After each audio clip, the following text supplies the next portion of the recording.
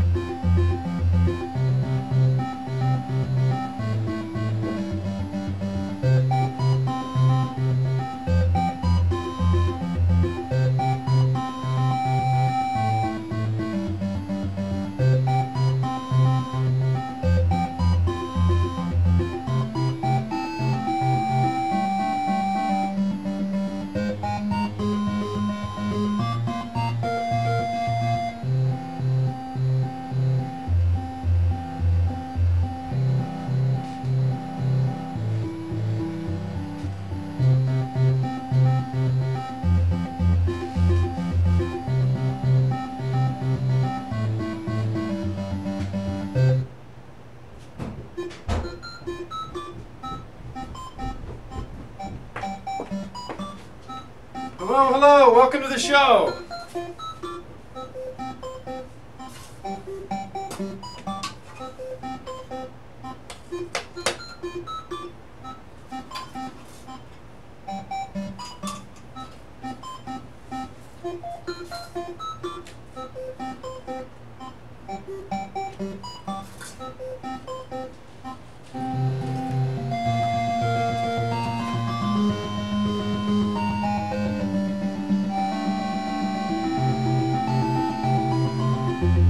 Our country is in serious trouble. I beat China all the time. We can't beat Mexico at the border or in trade. We don't beat China in trade. And I will tell you this, and I said it very strongly. Did you ask me a question?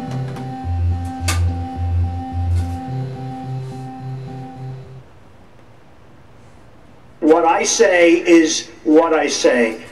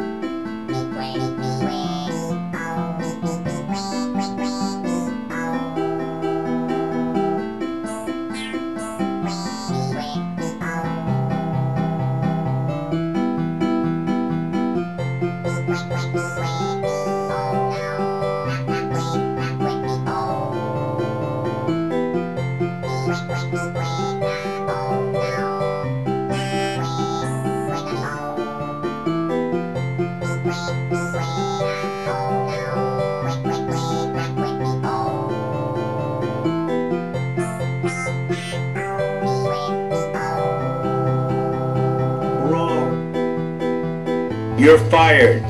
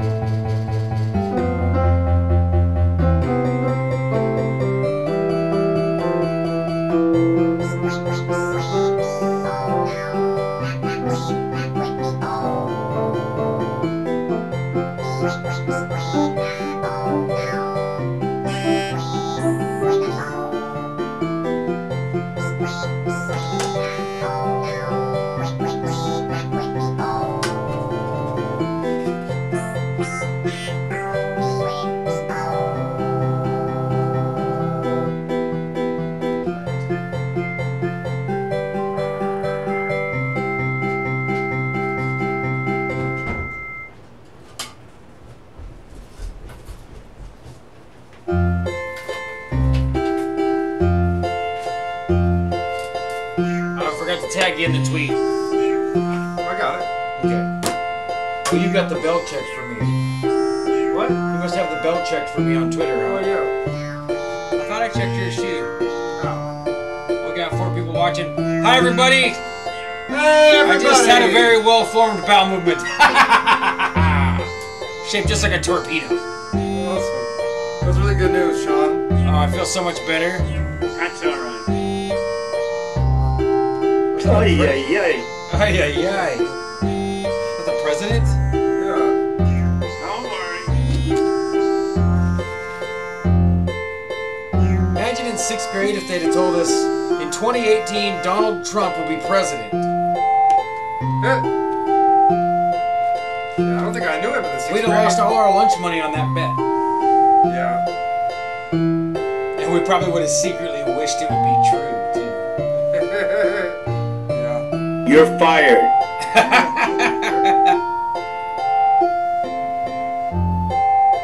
Oh, bummer.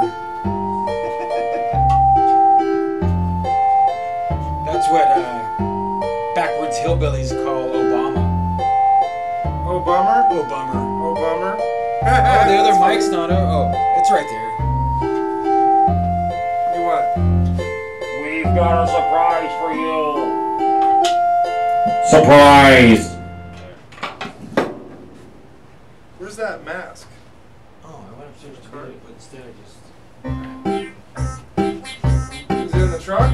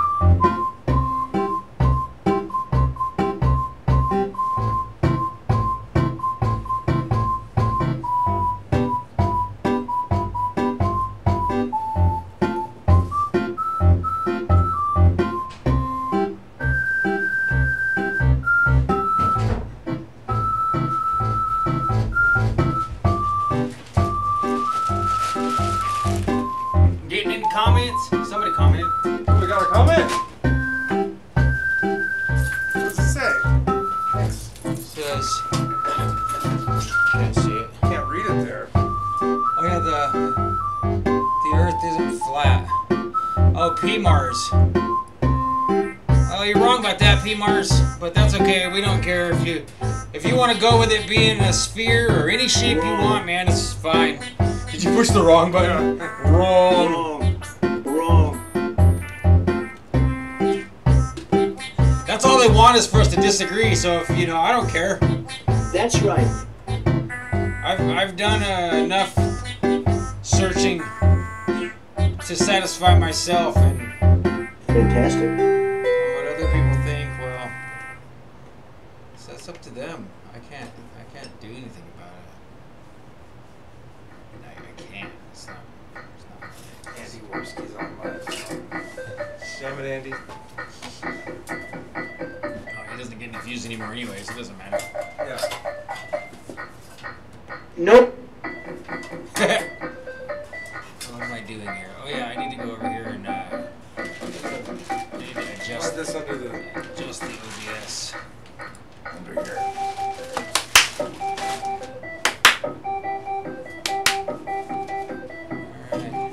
I talked on that other microphone on the monitor upstairs. It was very loud. Oh, you talked and then went upstairs and heard it? It was the delay was enough Yeah. that I heard it, and a person painting went, and I went, that was really loud, huh? And she's like, oh, yeah. Okay, where are we? We need to go to this and add. Remember this problem we had last time? I don't remember ever having a problem. You know? No. Thought we was always 100. I saw that. That'll work. So there. And when we come on, we're gonna look like this. Whatever happened to Channel Q? Isn't that how we know P-Mars? Because of Channel Q? I haven't seen Channel Q in a while.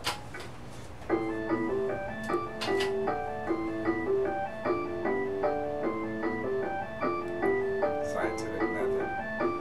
So I need to do this.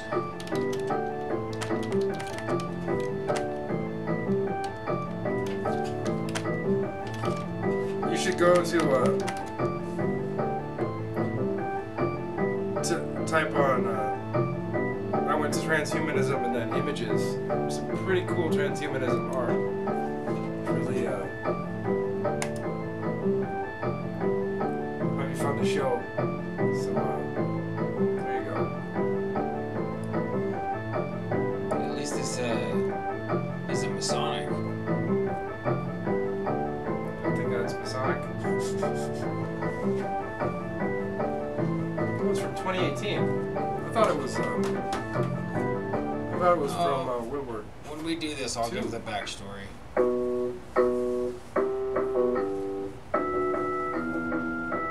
I've been communicating with Nicholas a little bit. Oh, you have. Hausdorf? Is he German? Yes.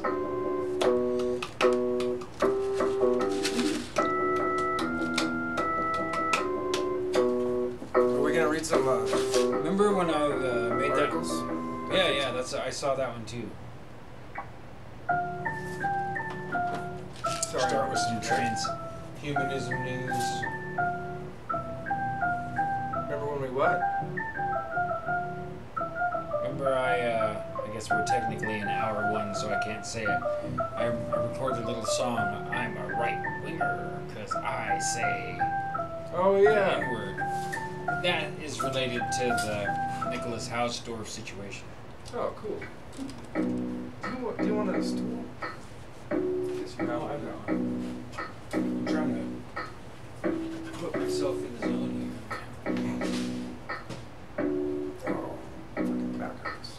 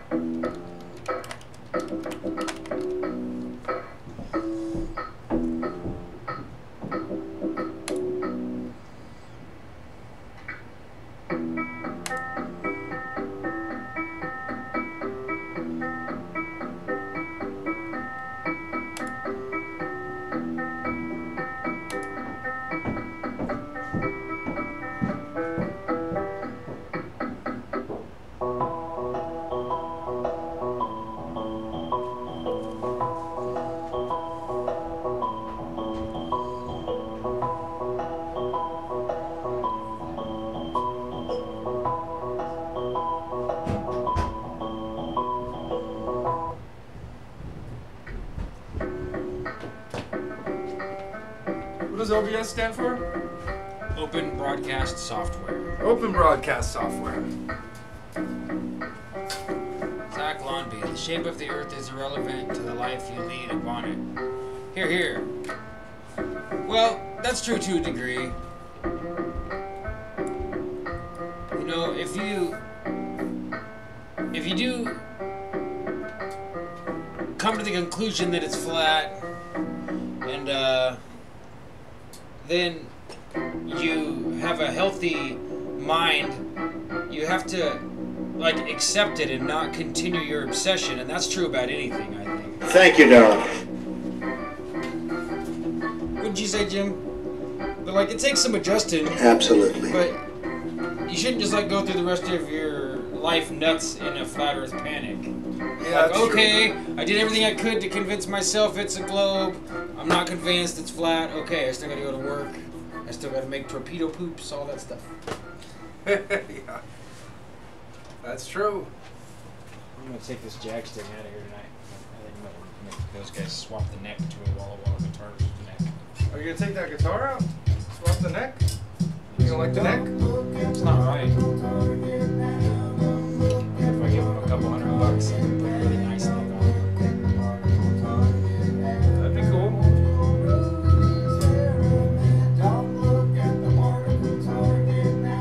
Well, should we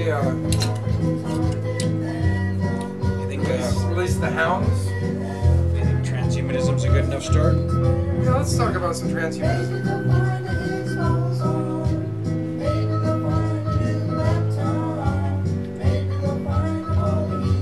Alright, folks. Looks like we're gonna jump back to the interface here and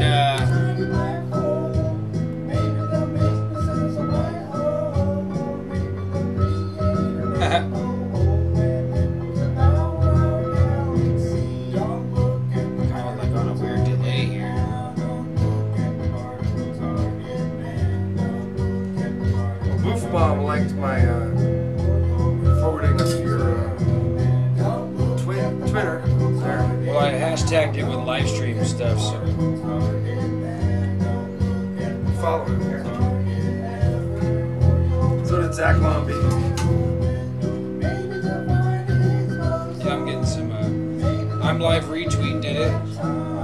You did it. Zach Longby did it. DJ Plugmatics, is that who you're talking about?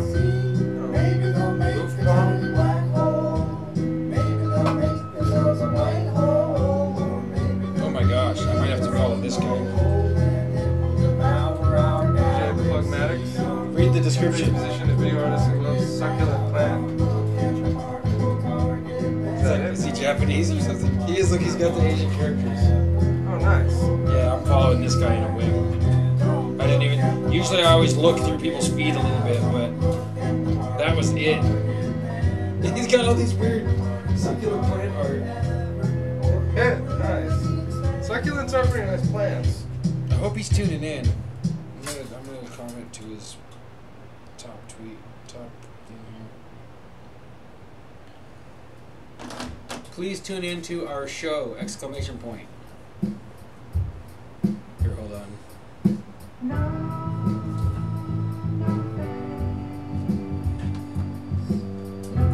Just gave me a succulent plant as a gift last week! Exclamation point. Remember that? It's growing. Oh, yeah. Oh, the one. Yeah, the one that fell off because it was trying to find a place to live. Alright, here we come, folks. I'm clicking the button. Fade at 300 milliseconds in 5, 4, 3. Here we are. Artwork's Only Picture Show, episode 23. Welcome, welcome. The lighting's bad and everything, just like every week.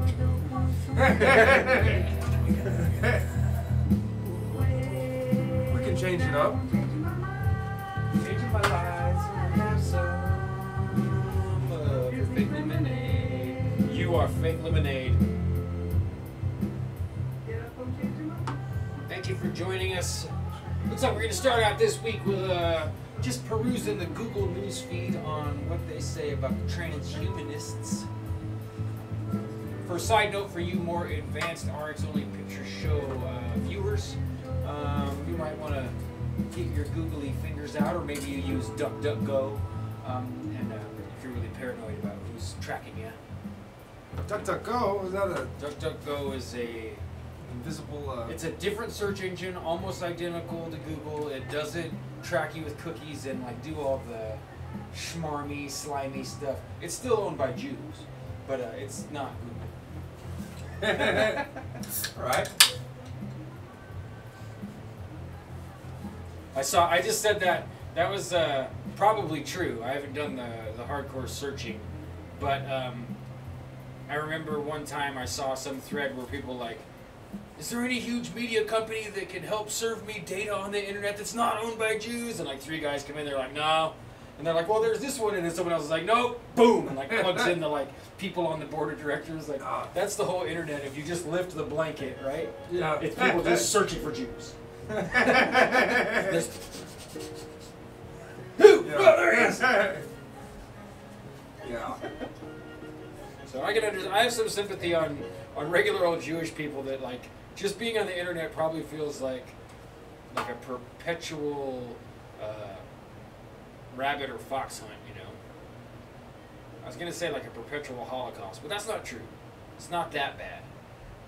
But it definitely probably is just uncomfortable.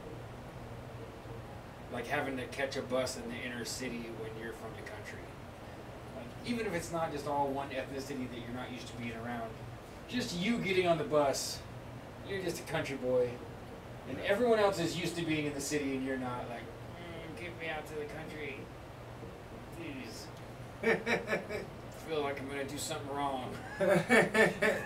Yeah. I want to trust all these people and like them, but Dad said not to. Oh, I hate these ads. What is that? Since it is 23, let's break the rules just a little bit. Oh, episode number 23, yeah. Yeah, 23. Check the numerology book. 23. 23 is my birth date. 23 reduces to 5.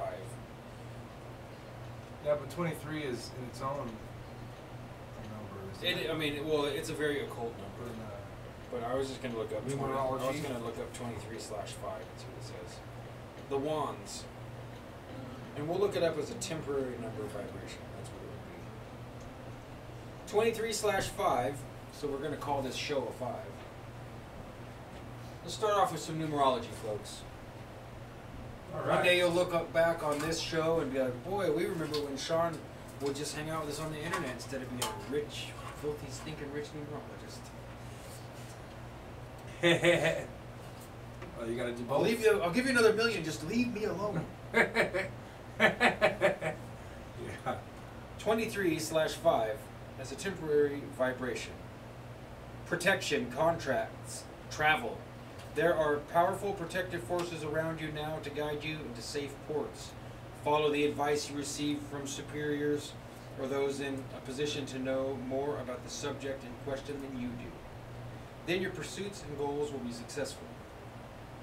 Man, it's going to be hard. Who do we know that knows more than us about this? It's hard to say. Anyway. Oh, Zach Lundby. That'll help. We'll ask him.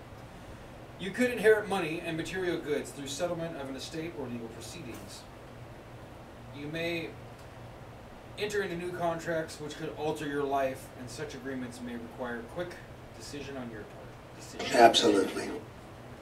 Marriage is one such contract that reacts favorably to this vibration. I don't know who ours on the picture show is married. I'm reading this as if it's to the show. Yeah. Not even to me and you. Like, No, to the show. so that's weird. I wonder if... I hope nobody proposes marriage. And Arcs on the Picture Show better not propose marriage. No. Me and you would have been looking for something like a ring if that was going to happen. Well, you probably have to ask us permission first, as the progenitors of it. Yeah. Wait, are you the obelisk and I'm the obeliad, or vice versa? Both. Neither. Cancel. Never mind. Okay. The changes now occurring may result in travel. It may be to fulfill the obligations of your agreements, or because good fortune has increased your finances and allowed you this extra pleasure. If others oppose your ideas, be careful not to allow the difference of opinion to degenerate into quarrels. A severe approach can alienate friends. Be truthful and helpful during this period. Your attitudes will be well rewarded through material gain, peace of mind, and contentment. Interesting. Oh, the tarot symbol is the King of Wands. Seated figure looking at the world indicates a mental attitude of looking towards the future, possibly deciding to change his point of view. Decorated with lions, the background screen indicates that the fixed powers of the divine law are behind him. He's aware they are his to use. Ooh, salamanders represent spirits living in the element fire and denote that the king is able to handle fire. He can control the fire of the self and nature. He is holding the live wand of spiritual power. Huh. Like a fire-bellied newt. Yeah. All right. 23, 23, 23. 23. So, I opened that transhumanism article. Let's just jump right into this, All right. folks. Let's see what Google has to say on the. Oh wait, oh there it is. At the top. We need to add this over here. Come on now. Oh, we need the media exam. Media exam cam. You know, our show is a lot like David Letterman. I'm not sure if I'm okay with that. How do you figure? Well, let's say, hey, let's go on over to the media exam cam. All we need is the flashy, screeny crowd. Yeah, throwing pencils. Yeah. Crash! Oh yeah. I throw it away here. I'll throw a pencil. Here, I'll throw this. And you ready? All right. Let's go. Whatever you want. Whatever you want. Whatever you want. Dinosaur Jones is a friend of mine. Why didn't it work? I signed it. Let's see. This needs to be there. Try it again. Okay, so how about say we do that one, please? Okay. Okay. And It's not coming up. Well, that's kind of weird. Well, I'm confused. Why is that working?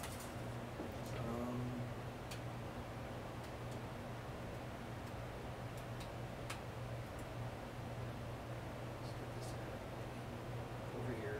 Tell you. All right. Let's try one more time here. We're on the right one. click on that, yeah. Can't you drag it in?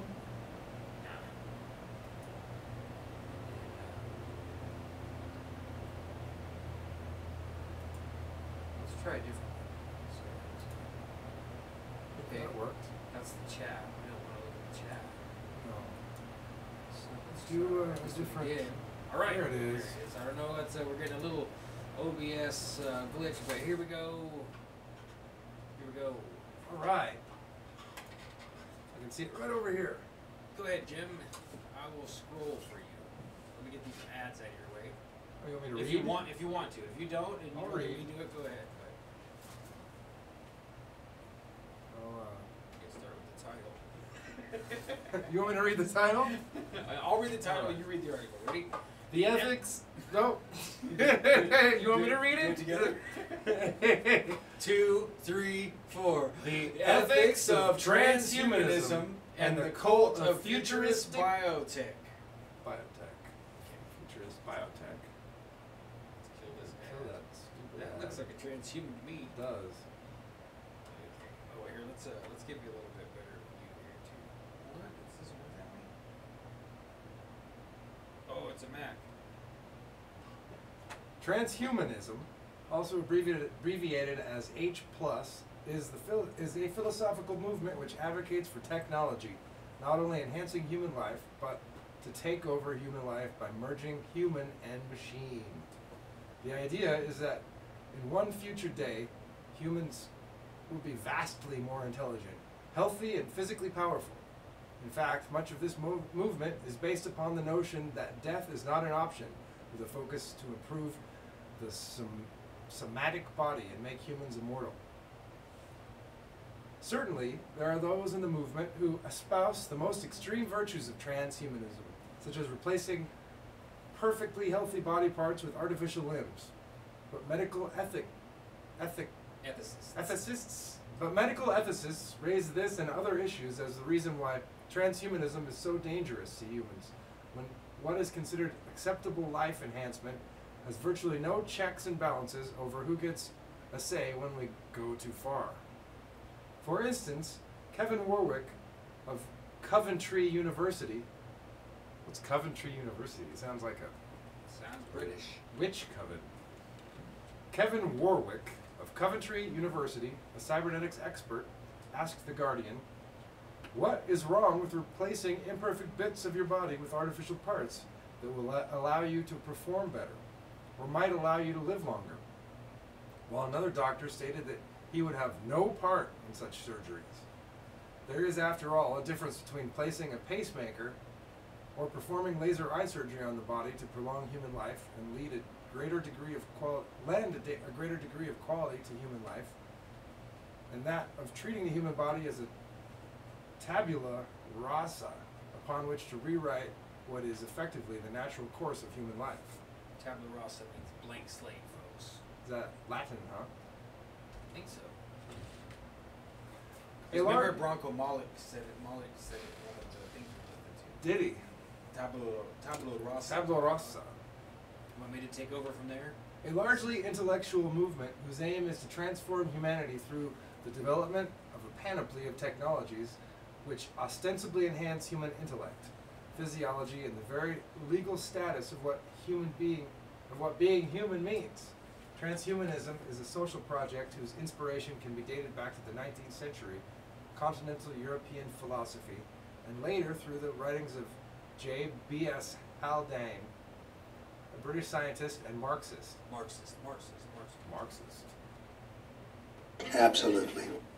Who in 1923 delivered a speech, there's 23 again, at the Heretic Society. And his name's Heretics. Heretic Society. J.B.S. Haldane, like J.B.S. JBS Haldane, I've heard that name before. He was a British scientist and Marxist. Absolutely. Who in 1923 delivered a speech at the Heretic Society, an intellectual club, heretics. Did I say that? Yeah, heretics. Heretic Society, an international intellectual club at Cambridge University, entitled Daedalus, or Science and the Future, which foretold the future of the end of a coal for power generation in Britain, while proposing a network of windmills which would be used for electrolytic decomposition of water into oxygen and hydrogen. They would generate hydrogen. According to many transhumanists, this is one of the founding projects of the movement. To read this one might think this was a precursor to the contemporary ecological movement. To read this, one might think this was a precursor to the contemporary ecological movement. There you go. I'm not being critical of you. Whoever's writing this article is very proud of himself for the amount of money they spent on schools.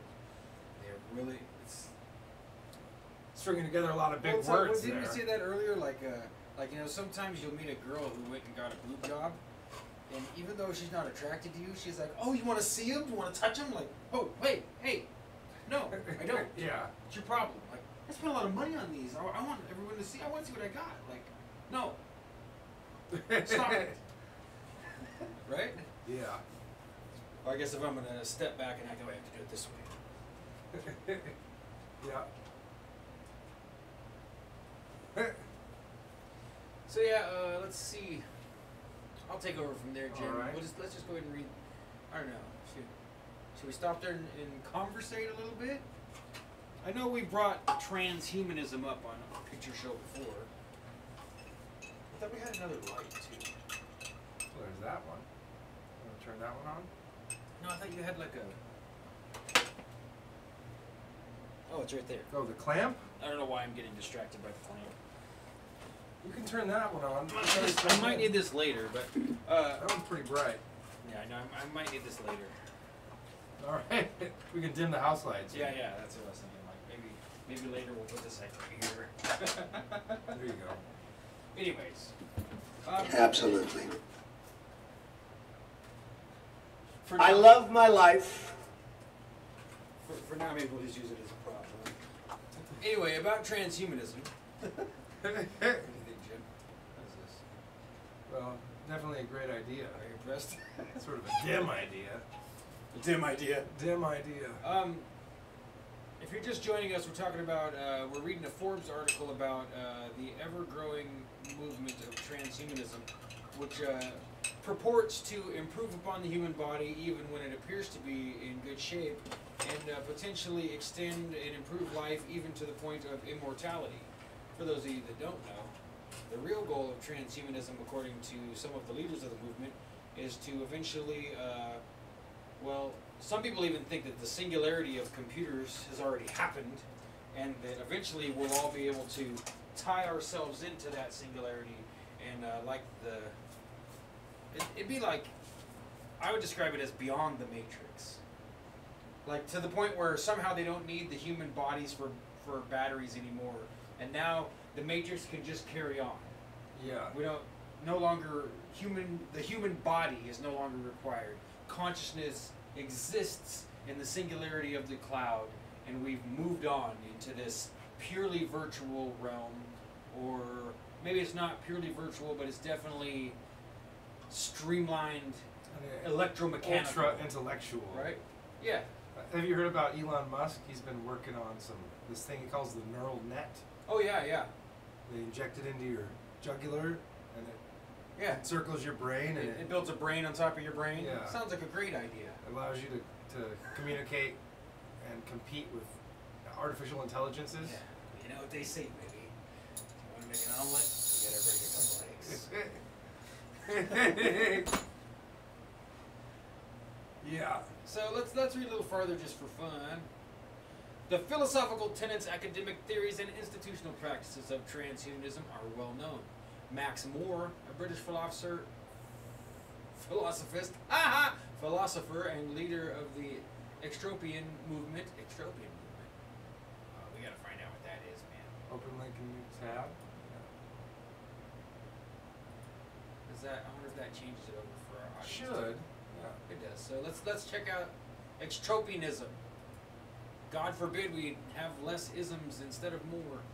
Extropianism is a type of developed transhumanism that encompasses the libertarian political values of democracy based on some of Extropy's institute's research and publications. However, it's not exclusively libertarian, as many members are not libertarian and or current individuals who call themselves extropian are not libertarian.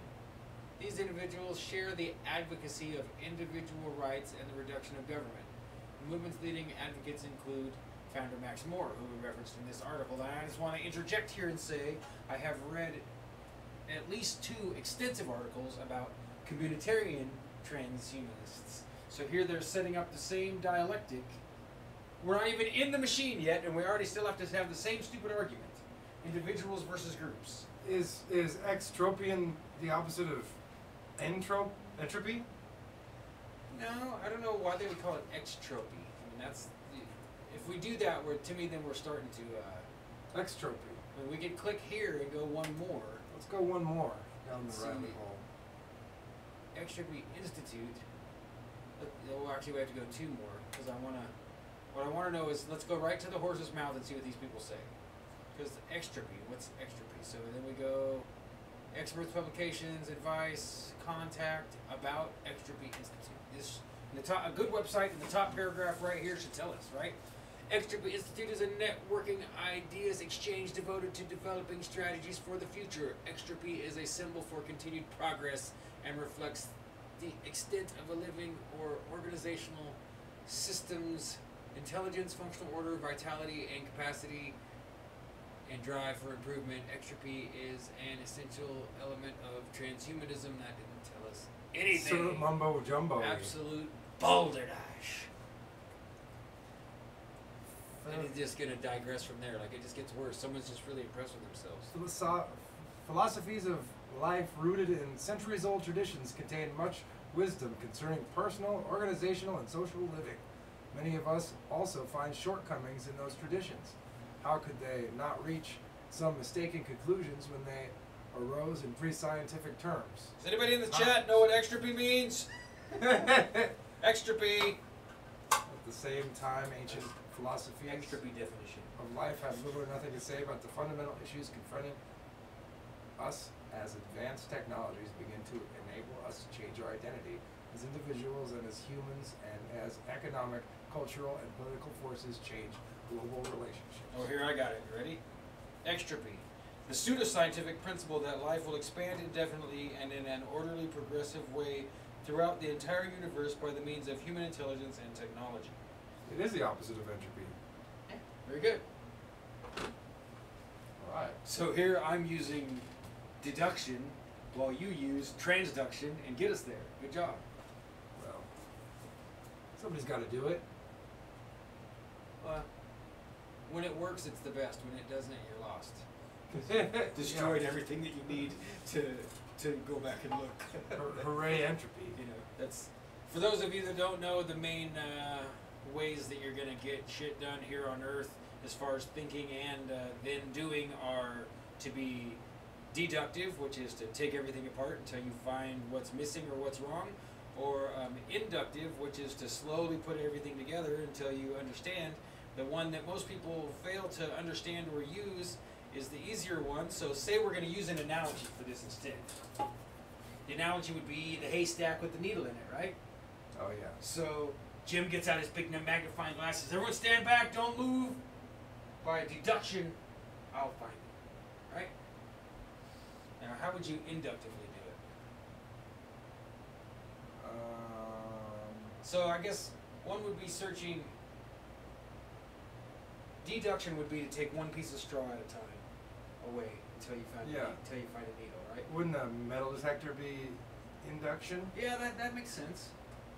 No, metal detector would be more like transduction, just like throwing a match on the. You can burn the hay. Throw a match on the haystack and find the needle. That's transduction because you eliminate all of the busy work and you take all the care out of it. Because sometimes you need to not care as much and just get it done. Jim and I had to do that this week at work, folks. Cheers to us, Jim. Oh, yeah. Cheers. We transduced something this week. Got it done.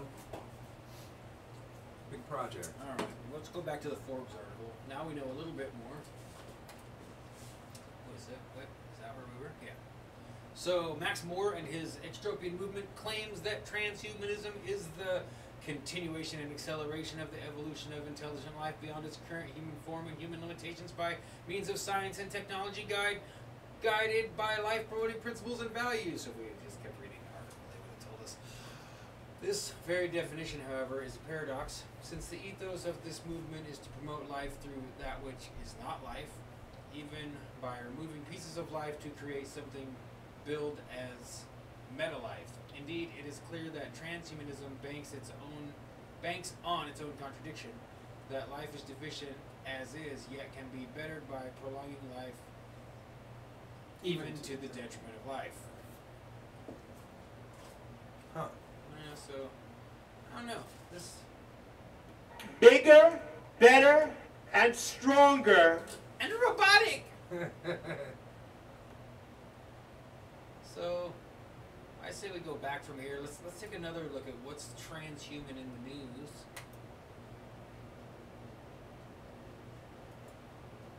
Oh, looks like we might have got a third comment here. Did we? Nope, I was wrong. It's disappointing. We love it when you guys comment. Yeah, comments are the highlight of the night. So the top article is Transhumanism, the Next Generation of Humanity from Evolving Science. That's a blog. The one we just read. And I think from now on, whenever we read articles, we need to read the title together. That's a new tradition. All right. This looks like a Meet the Transhumanists Turning Themselves into Cyborgs. Published on September 11th. Oh, wow, yeah. Should we look at some pictures? I think that's what this is. So when I looked it up on my phone, pretty sure this is a picture gallery. Let's make sure we're getting a good look over here. Oh, it's a.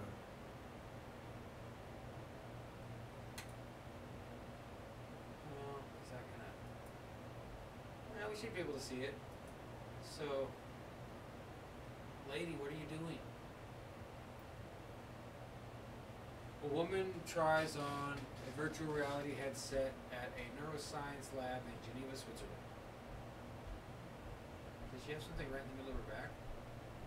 It's like ready Player One, folks. Here we come. Yeah. Don't lose all your coins. You got an omnidirectional treadmill he's running around on. Okay, so this is a photographer, Mathieu Gassau. So he's running around taking pictures of these H+, stands for humans plus. Oh, transhumanists. Yeah, H+.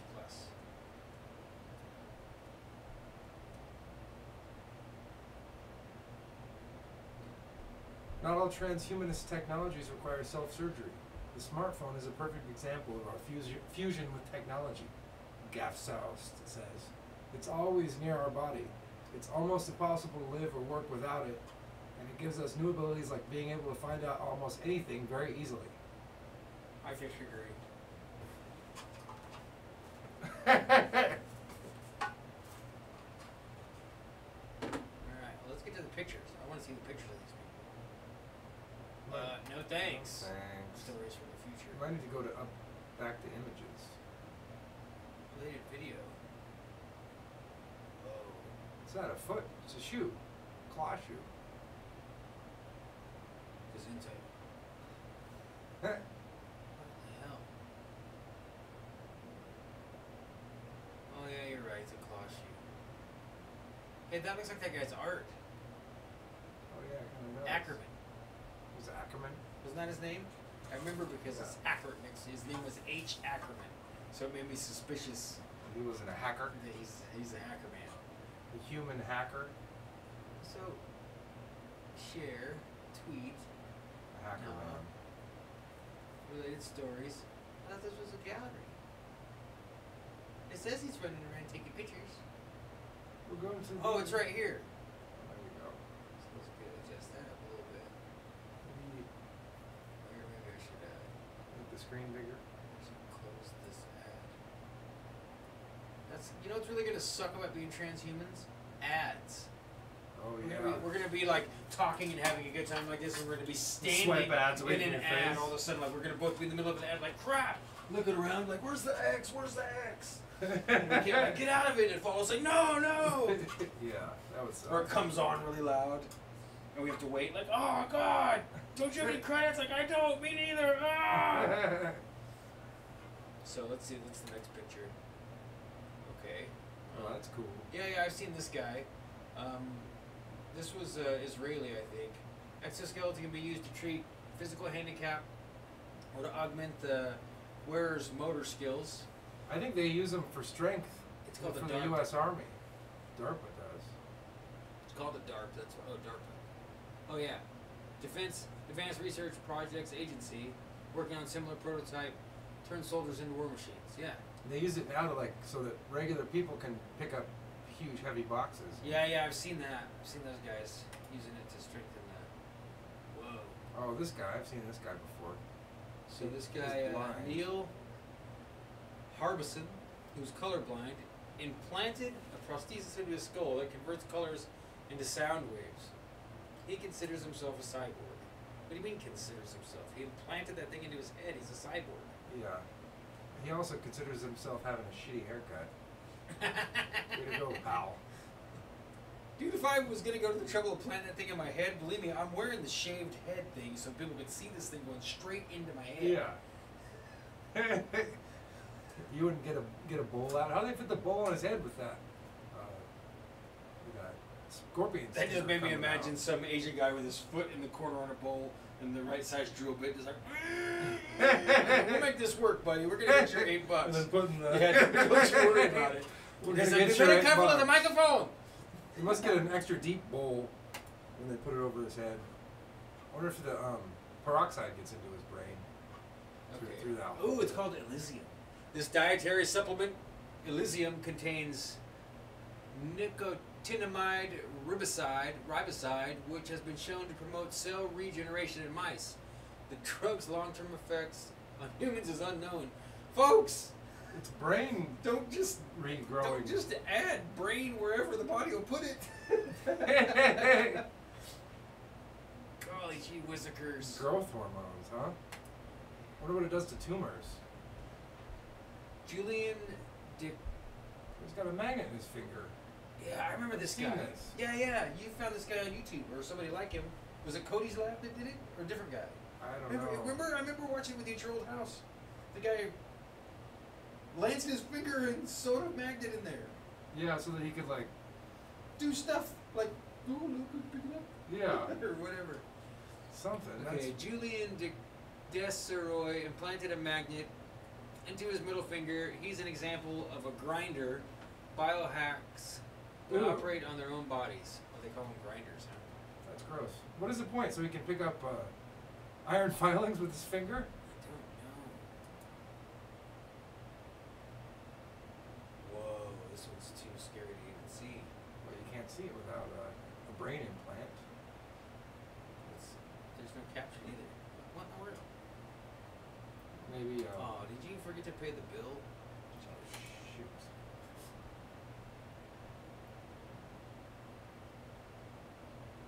And Whoa. We better go check our live dashboard. We're still live. Stream health is okay. 4 people watching. We got 4 people watching. Maybe we should just skip that one. Okay, and that would suck if you guys let us look at the whole gallery and choose which ones we want to look at, but then you would get all these sweet clicks, huh guys? Think we're stupid? Yeah, I think Jim's right. We're going to skip that one. There's an RFID implant. The size of a grain of rice, the NFC RFID microchip can be implanted under the skin by a tattoo artist. The chip can be used to store data or interface with electronic devices. You know, These things are in everything, folks. These things are in your credit cards, in your money. They're surrounding you all the time, and you're just not thinking about it. You just don't know. it just might be me, but I don't want a tattoo artist doing surgeries on me. I mean, anybody that's got like Tattoos are surgery. Grim too. Reapers on their face. Yeah. Well, tattoos are surgery too. I guess it is, but it's Do you know that your body slowly bleeds the toxins out of that ink? People that are tattooed all over their whole body, they're You mean like you sweat out the toxins or no, something? like, well, it's in your skin, and all of your blood vessels, all of your veins and arteries are running past that skin. They're trying to feed that skin all the time with oxygen and nutrients. And so as that's happening, it's just like having toxic waste dump. You know, it's like Hanford. You're putting Hanford all over your body. Huh. Do that. So you mean like for your whole life, your Yeah, you're just slowly. your kidneys are working the toxins out, or Yeah. that way tattoos can fade over time, or Yeah, because the body's trying to get rid of it. huh? Interesting. I don't You know know, about if you just have like RFIDs. one big tattoo, it's okay. But if you've got tattoos all over your whole body, I'm just kidding. My girlfriend has one big tattoo. All right. Anti-aging light therapy mask. Now that's a very occult-looking picture to me. What happened to her face? Boy, she must have really hated how she looks. This Bigger, better is dead. This anti-aging light therapy mask is meant to be worn for 5 minutes a day and promises to make the user look younger. Well, lots of people promise lots of things. Let's see that whole thing. Huh? Crazy. Was that an ocular? Cochlear. Okay. Oh no. The Mayopan, an implant filled with stem cells that secrete insulin, Whoa. is an artificial pancreas that can potentially transform the lives of diabetics. Interesting. Okay. Wow. I think it'd probably kill you if you don't have diabetes. Oh, it definitely will. Let's not be increasing insulin production if you don't No. need it. Marie-Claude Balif, is it 2 L's? B-A-L-L-I-F. Bailiff has suffered from Myopathy since adolescence. Without her respirator, she would have died 30 years ago. Now, I know a little bit about this. We used to help people set up their respirators on power wheelchairs, and she's in a manual wheelchair. That is a terrible setup they've got her She's in. got a rubber banded to her pinky finger. Those hoses. Her whole setup is just atrocious. Why, I guess why do you say that? Look at it. She's got like some crappy board with foam exposed. It's running right underneath across her lap. And that's just going between her. She has to move that every time she has to get in and out of her wheelchair. She's got herself tied to the wheelchair with a stripedy scarf. She's got her backpack hanging off the back of the wheelchair with looks like zip ties or a piece of string. And so that means the ventilator is probably just in that bag. That's like your lungs.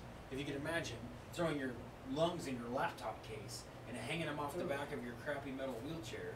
She's just not well set up. This lady must be poor or something. Or weird, you know. People are eccentric and weird. Like, we could get you a brand new, perfect wheelchair, and I promise to set it up just how you want. Yeah. And they're like, no.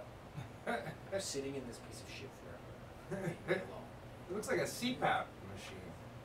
A CPAP respirator. I'm going to pan this camera just a little bit this way, because I keep stepping off cam here. Don't do that. Better. There you No, go. I go, damn it. I'm still here. Now you're off. Okay. Nootropics. Oh yeah, I tried these once. Got What some is from nootropics? Joe Rogan, and then I sent them back. Well, I got my own money back because they didn't do anything to me. What is a nootropic? Nootropic is a whole brand of drugs. Let's see if it tells us. Nootropics, aka smart drugs, are a class of substances supposed to improve cognitive function, memory, creativity, and motivation. And some of them definitely work. Is it like that that movie? What's it called? I didn't take my nootropics today, so I forget. Invincible? No. I know what you're talking about. Unstoppable, is that what it's called? No. But I know what you're talking about, Yeah. yeah. Like it's meth with no side effects. Yeah, I guess. Alright. Uh-oh. Whoa, man, ever since that, He's got karma on his what's face. that movie, with the guys on the runway? Zoolander. Man, they've really gone downhill since Zoolander, huh? He's kind of got the rock chain, you know, from that Yeah. The Rock with his turtleneck sweater on. And I wonder if he realizes he's got a neo-Nazi symbol tattooed around his ear. what does his neck say? Does it say Is it Worf? Let's read here. Ruba? The body modification artist Lucas Zbira is the author of The Body Hacktivism Manifesto, which advocates taking control of our destinies by perpetually reinventing the self. Ooh. So you're the guy that's helping people put an extra mouth in the side of their mouth with a magnifying glass in there so you can see their teeth. Where we should. Oh, yeah, that's gross. That's not cool. Thanks. Nice Oakley ad placement too, buddy. Have you ever seen Gun of the Fair and see when they cut the hole in the side of the cow so that they can stick their arms Yes, in and God. Ugh, yes. pull stuff out of their stomachs? It's just gross. Yeah, there's Does that thing never seals up, does it? You're gonna have to kill the cow. Professor Grégoire Courtine of the École Polytechnique Fédérale de la Saône. Poor Algernon. No kidding. Implants electrodes into a paralyzed rat's spinal cord to help it learn to walk again. What they didn't tell you is they're the ones that broke its back. Yeah, how did they paralyze a mouse? Did they get some snippers and cut the spinal column or something? Or Maybe they put smart dust in there to walk around and like program the smart dust, attack rat spinal cord, and then it goes and does its job at C56. Ugh. I mean, the stuff they're dumping on us through chemtrails. Yeah. That's an RFID implanter, isn't it? Ooh, that thing's they make it kind of like that. Makes me think it's like supposed to be marking the cross. Kind of does. Photographer Mathieu Gasfo says transhumanism encompasses a wide array of techniques and philosophies. I have a feeling Those look like digital shadows too. They don't yeah, look like that's not a real picture. I don't think. that's a whole digital thing. He's not a photographer. He's a trickster. One of the biggest misconceptions about transhumanism is the belief that it's a new phenomenon. We have been intimately involved with technology for a very long time, the photographer says. What is that? Let's go back. I didn't take a close enough look there. Remember that guy from Star Trek, the Admiral? And he was in that wheelchair that had a red dot, a red light, and it would beep like once for yes and twice for no. Oh yeah, yeah. It's like they couldn't have like in the future, Star Trek future, they couldn't have a walking. Yeah, augmentative communication. Yeah, you just like beep, beep, beep. Pretty funny. So it's like somebody's sitting in something with a thing on their head, and it looks like it's spinning around. Looks like it's spinning around. All right. He looks like yeah, I don't know what he's doing there. In many ways, all of us are transhumanists based on our extensive use of technology like the smartphone, the artificial hip, and the pacemaker. I understand your point, but I would say that I disagree. That I think transhumanism is something that you have to actively agree to. I think that transhumanism is more like when you chop off a perfectly working arm to put on a stronger, more powerful electronic arm. Yeah, or anything. It doesn't even have to be that far, right? Like even if you're just putting the brain lace, whatever it's called, in there. But I think what I'm saying is I think to truly embrace it and be one of them, it's not just that grandma broke her hip and now they gave her a new one. That doesn't make grandma a transhumanist. Yeah, she's just trying to maintain her life. By proxy, accept technology into her body. Technically, she's a cyborg, I guess. Right, but I'd say that to truly be transhumanist, you need to be actively embracing these ideas, like in a thoughtful way. Like just because you hear someone singing and they are a good singer, doesn't necessarily make them a musician.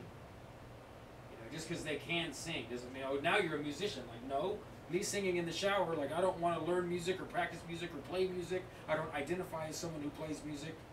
You know. Yeah. You could call them musical, but not a musician. Was that like what somebody sees who's blind and uses a sonic, like, bat sonar sort of? It does look like some kind of echo location image, huh? Yeah. What this is like, I get this far in a piece of art while I'm sitting on the toilet on my phone doing digital art, and I'm like, this sucks, and I delete it. That's what this is. Right? Nah, it's not balanced. Could be. Like, why is it? Look how much. Let's pan the screen down a little bit more so we can see the top of it. There we go. Oh, can't read it. Well, it's. Yeah, let's try to sink it down. All right. Well, let's go back one more time. Is there more photos? Photography? Nope, that was it. 15 of 15. Oh. Let's maybe we could. I'm kind of interested in some of these things. Maybe we should watch a video of why that guy has a magnet in his finger. Like that? Kinda. Presidential Does that change it for us to that one or not? Yeah. It does. What's this? Video pause. Continue watching. Well, this is out of order. We're going to change it. Okay. Yeah, sure. Continue watching. I turned the volume down. That's good because we're not on it yet. So we'll type and implants magnet in middle finger. That should give us the same guy, right? Well, it could be. Real I get a future. magnet implanted in my finger for science. Girl with magnetic fingers, strong magnet in my fingers. For picking up paper clips, of course, right? BBC, Thought Emporium, Body Mods, what's it really like to get a magnet implant? Sensations. I put a payment chip in my hand to replace my wallet.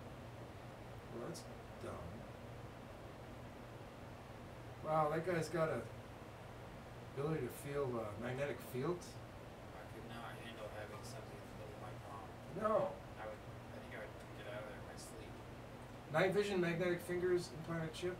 What? This one looks interesting. Want to try that one? You could try it. being tased with magnetic implants. Well, this was only a minute 45. Let's not keep our audience waiting. Turn the volume up here.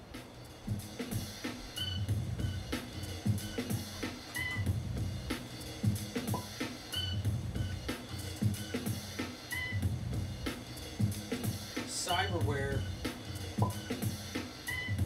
A group of biohackers who created the theory that they could enhance healthy eyesight enough to further night vision for the human eye. Ugh. Oh, this one makes me think of those guys with mics in their teeth. Oh yeah. Just a few drops of CE6 each eye, chemical aimed at conjunctive sac. Carry it to the retina. Oh jeez. Went in the woods in the middle of the night trying to spot people among the trees. 50 meters, we could figure out where they were, even if they were standing up against a tree. A human magnet. This procedure involves implanting a magnet into your finger. Essentially, using a syringe, insert the magnet, creating a small cut on the finger that would take a few days to heal. With the implant, you would feel large electric fields, such as from the microwave. This magnet would also enable you to feel security gates pass through when entering some stores. Of course, you could also perform neat tricks like pick up bottle caps and paper clips. Well, that's neat. Definitely worth putting a foreign body inside of yours. It's not. RFID chips are implanted in hands, enabling access through security doors as well as services such as. You should just get a key ring, buddy. This guy just loses, maybe he loses his keys a lot. Maybe he loses his. Freedom! Oh, Pack your body to have superpowers. yeah. Let's just hold off. Well, let's move on here from here to smart dust, because we need to. We could talk about some smart We're dust. already at 8:37, so maybe we'll check some smart dust and. Oh, and I need to give you your gift. Oh yeah. You wanna? I brought your gift this week. Finally. You want to do that real quick, and then we'll look Yeah. at smart dust. You've been waiting a whole week, so. We can look at smart dust. I don't want to change the subject yet. Well, it's real fast. It won't take any time. So. Pretty excited. I found you this. And All right. It goes with your soundboard. Can't wait. What is it? Yeah. Ah! Ta-da! Ta-da! All Nice. right. Thank you. Oh, hold on. Let's get a picture. That's perfect. Hold on. Hold it right there. One more. Oh, that's cool because the light is coming through the eye holes. eye hole, so it makes it look even more ominous. I am totally a crook. Nice. That's So awesome. I was going to ask you for your permission during the second bit. It's probably run a little long. It might take up our whole second bit, but I want to wear that and perform Indeed. a short piece of fiction I found. Sounds good. Well, it was written kind of in response to We this- will make America great again. Yay. All right. So I'm sorry to interrupt you there. No, Sean. perfect. SP.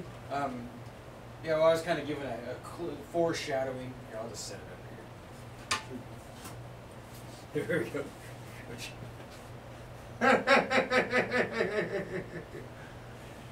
That's cool. Don't forget to read your Twyman. I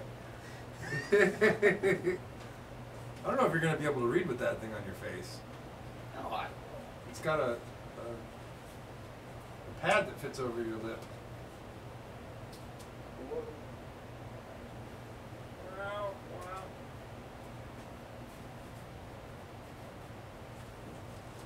I can And do it. stronger, And I will stronger. bring it back. The American dream. I am officially running for President of the United States. When we bought it, my girlfriend put it on the story. But yeah. So we'll do So let's check Smart Dust. We'll take an intermission and then we'll come back with some performance art, reading internet short story fiction, the Trump mask, maybe a lighting change in the microphone. All right. Yeah. Kind of like slam poetry for 2018. Anybody remember slam poetry? If you do, you should probably go check the tabs on your car. Alright, so let's smart. What do you mean check the tabs? Your car tabs are expired? If Yeah, you yeah, remember because to if you're sign that old, for you it? probably don't realize you can just remove them on the internet. Ooh, more gallons of smart dust infect individuals to be tracked via satellite. That's pretty interesting. I was thinking maybe not an hour and 15-minute one. Yes, I'll be honest with you all, anyone who's watching, you can see that top result there. I have a hard time clicking on it because it's got Michio Kaku. And I don't like Michio Kaku. Here's the video with Julian Assange's last words about evil smart dust. Yeah, that was pretty I like that one, but that's a little too long too, I think. Well, we don't have to watch the whole Ooh, thing. that looks do we? grody. No, we don't. I was Dust. just kind of perusing this here. Oh, the black goo too. That's black goo is kind of in the similar category to the smart dust. Here we go. Black Let's goo try is that. creepy. Here we go. Let's try this. A Creepy two-minute stuff. clip on smart dust. But in the future, every square inch of Oh, every yeah. city will be alive with intelligence. Because every street and every building will have a network of microcomputers built right into them. Dr. Chris Pister calls it smart dust. A smart dust particle, or mote, is a wireless sensor with sensing, computation, communication, and power in one package. These all-in-one microcomputers will be small, very small. The size of a mote today is about the size of a grain of rice.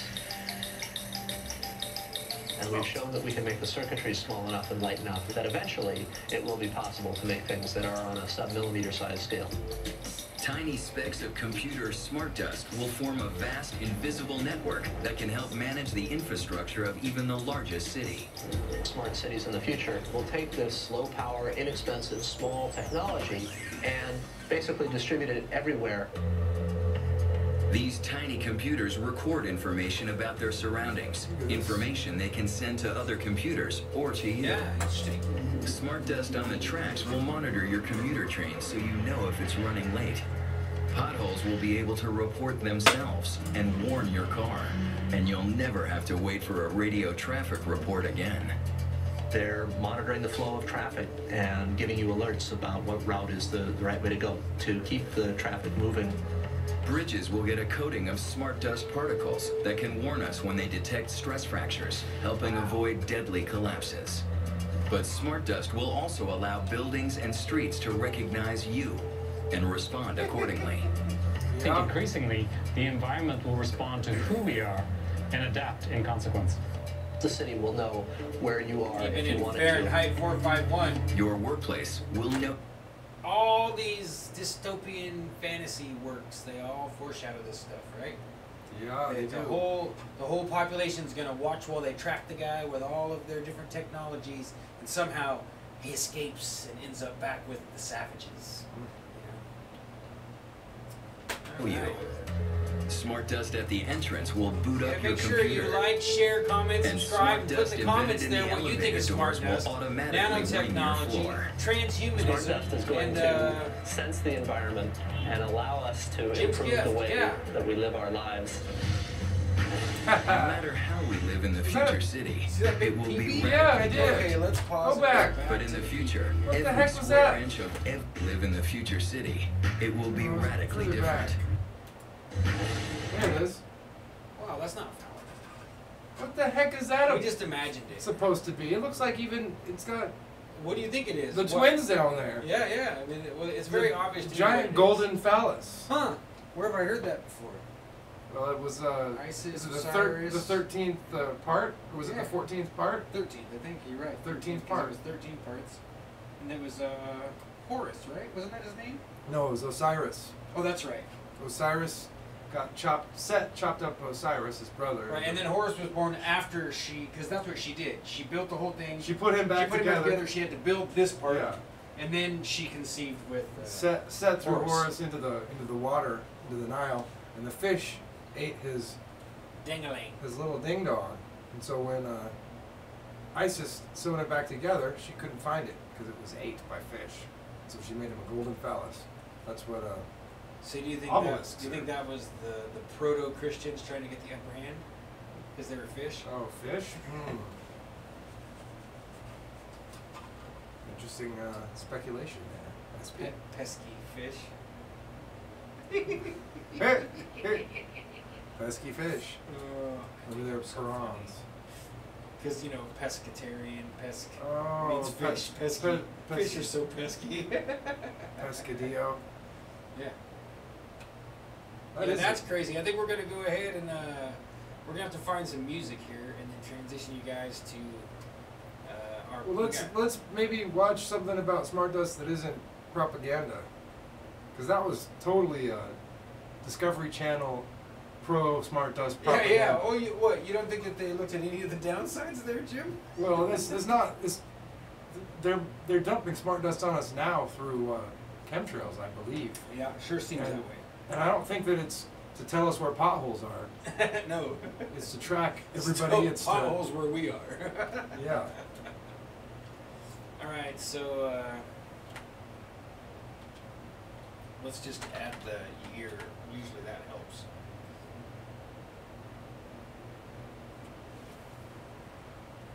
Yeah, see that top result looks interesting. Jeff Rentz. Jeff Rentz is pretty good, folks. He's pretty far out. He's a famous conspiracy guy. There's quite a few interviews with Jeff Rentz and Nicky Rapano. What's this? Morgellons and Hey, if you ever wanted to listen to Nicky Rapano interviews, that would be worth looking up. Okay. It's been a long time since I thought about looking at Jeff You have to Rentz's website. forward me some. We'll look sometime, or we'll throw it on. That would be a good idea. Maybe we should just try this. It's ODD. I don't want to listen to ODD. There was another short one. Here's Alex Jones. Oh, it's gonna be hard not to. Oh, that's a long one. It's 37 minutes. And it's not even all about Smart Dust. Alex Jones, I thought wasn't even allowed. Hey, we should report this. This isn't even supposed to be up here anymore. Why? We better report this. What? I'm just kidding. Didn't you know that did you not hear? Hear what? They pulled Alex Jones off all the platforms. He's gone. Really? Yeah. And I think they even went after his internet service providers. Just so that people will start listening to him more? That's what I think. I think it's all it's part of the script. But It's they part of the script, huh? they kicked him off of everything except for Twitter, and then they kicked him off of Twitter. And you got to see that picture. You haven't seen that picture No. of Alex Jones with Jack is the guy who owns Twitter. It's like a modern Renaissance painting. We should make this. We should do this. Me and you should do it. We should make You this. mean a painting? Yeah, it would take us some work, but we should do it.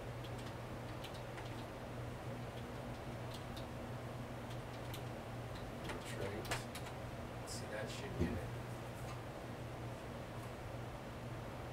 Images. Is it Jack? Oh, here, hold on. Alex Is that the Jones, guy? Courthouse. So, yeah, that's Jack. He looks a little older. Who is Jack? He's the guy who owns Twitter, or the CEO, or whatever you want to call him. It's like a combination of Well, it's like they're all coming out of the courthouse. Alex Jones is attacking Jack with a microphone or whatever. Let's add his name, Dorsey. That should do it. what's that actor's Alex name? Jones, Jack Dorsey What photo. he looks like. Mel Gibson and This Brad picture. Pitt, sort of. Skinny version of both of them. Why isn't? I want this picture without the lines, please. There we go. I thought it was a painting. No, I said we should paint it. Oh, I see. So that's Jack. They both got their beards from the same beard shop. But so, look here What's we this go. guy got on his face? Yeah, he's wearing the Google Glass. He's wearing the Google Glass. So isn't this Is a he an crazy attorney? Is it a crazy picture or what? I don't know. That's weird. I didn't think anybody had Google Glass anymore. So Alex Jones, this is actually this guy's charger. It looks like Alex Jones has something in his ear, but that's actually this guy's charger. This lady's got. We need one of these for next time we go on location. See it? Yeah. And I check was out thinking this guy's maybe. watch. Oh, my dad has one of those. It's a Casio WR. This is a great photograph. But did I tell you about a projector for art? I mean, I have a projector, like a nice projector we could use to show project movies. stuff. Yeah, so like we could project against this whole wall if we want to. It'd be fun. You know, Project some projects. yeah. I keep seeing projector screens for sale, and I'm really tempted, but they're always like 20 or 30 bucks. And even though I mean, that's they're a big great deal- one. Just make a frame and stretch some canvas over it and gesso it up so that it shrinks. Oh, and man, you can make yeah. a great. Well, projector if canvas. we did that with some kind of reflective white, you know, the paint that has. I saw a way to build a really nice projector screen using glass dust. You do the same thing that you said. They did it on a board, not on a canvas. Make it reflective, huh? Yeah, because that's why I would want to buy a projector screen instead of just using white. Because a true projector screen has luminescent quality that it reflects. That's what makes it pop. The gesso that I used was really reflective. Yeah, So, I mean, if it's Shiny. a really gloss, shiny one, Shiny. yeah, then I'm Yeah. sure it would work. But my point being, So well, that would be, to me, that would be something to use for the show, for fun. That'd be fun. Like, for us or for whatever. Maybe next time we go on vacation, we'll bring the projector so we could project something up at the park, That's a go good watch a idea. movie in the park or something. Yeah, and put it on the show. Or it'd be funny to just go to the park, bring our girlfriends, watch a movie, project it up, and then just live stream the whole thing of like us going to make our own drive-in or something. Be fun. But we could take this and put it on my new little $20 projector that I bought just for art to expand. What do they Is it call a slide projector? No, it's just art projector. A video projector? You put a picture underneath it, and it's got all the apparatus in there Oh. to project it up on the wall, so that if me It's and like you, an opaque projector. right, if me and you draw a sketch and say, hey, we want to blow this up and make it into a painting, then we can make it this big or I'm sure there's a limit to where it's not going to want to. Regular projectors, you need like a clear slide. Right, Projector, exactly, But an yeah. opaque projector projects the That's what it does. image. It's got a light in there, it shines, and it catches that in a mirror and pushes it out the front. I got it from, I bought some airbrushes too. I bought 2. Have you tried it out yet? Yeah, I tested it just to make sure it works. Can you see it? Do you have to have it dark? Yes, you need it to be dark. The other thing I considered doing, because I needed it so dark, was to put a stronger LED bulb in there. If you put a regular bulb in there that's stronger, It'll burn it it's out. going to be hot. Yeah. But if I buy a really Oh, that's a bright great LED idea. build, then I can get a lot more resolution out of it. Is it a standard size bulb or is it like a Yeah, little? it's just a regular light bulb. Oh, I think it was that's 75 is what they got, which isn't very much. Yeah. But You I was get a thinking really if bright it's LED, yeah, but then I don't have to worry about it. If you put a 300-watt regular bulb in there, it's going to be hot. Like it'll Yeah, it'll melt the plastic. the whole device. But I like the idea of working together on make this what, like 4x8, like on a piece of plywood or something, and me and you do it together. And even if we don't rough it into like, it doesn't have to be photo realistic, just good enough that we're happy with it. Then we can auction it off on eBay. Yeah, there you go. Put it up in the bathroom, in somebody's bathroom. It'd be really nice. I think we're gonna have to just do Smart Dust some other day. I gotta take a piss. I'm ready to take a break. Let's put on some music. You want to hear All right, Panacea let's- or something else? I was thinking we could always play the Panacea at the break. Play some Panacea. RX Panacea. Whoever comes up and do that. There I am. Vine Man. I'm sitting in Ryan Martin's kitchen. Are we gonna play our new slides? Or our Yeah, new, yeah. That's what I'm trying to get music for background. memes? Trying to see. Are you gonna go to that? Was it SoundCloud or something that you were? Yeah, it Do was it last Reverb time? Nation. Reverb Was the Nation? longer one. That's what I was trying for. Panacea 7. Yeah, that's what you have to search for. Yeah, let me try one more time. Why is it 7? Because that's the name they gave us when we signed up. Is that funny or what? Were there more than one artist only in Panacea. Panacea? 7 Reverb Nation. Oh, there's lots of bands named Panacea. They're rare. That's dumb. There should only be one. Well, we are RX only the Fantasy. Oh. There is only one of those. There should only be one, huh? So we can kill this. What's that an image of? That's one of Joel's drawings. That's cool and I'd say disturbing this at the same time. represents the band. You see, it's kind of like the high horse at the top too. Yeah, it's Here, the extra view over here. All right, and let's just go. you're gonna start with a new song. You're gonna start with Yeah, we figure we'll only take a maybe 10-minute break and come right back. And we got some new memes. yeah, we're gonna bring you on over here to the intermission. Make sure this is playing. Wait for this to cheeseburger. And let's start with. Volume up and start. This is a good song to start with. It's a good place to start. That'll work. And I can just tie Saw Asunder. little sleep. This is a great song. Cool. All right. So here we go, folks.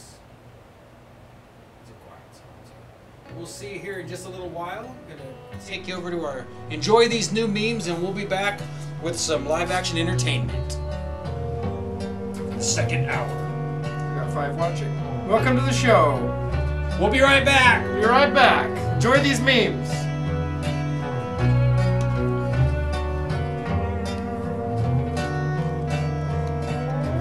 This song's great. It says, making us all feel like rocks. No energy but that was given from a god. Nightmares of old men stuck in time again. Brutalized by men full of liquid pointed pens. Staring through a glass onion so I can see that nothing will ever be right. Why don't you cry out the debris with me? That's all Joel.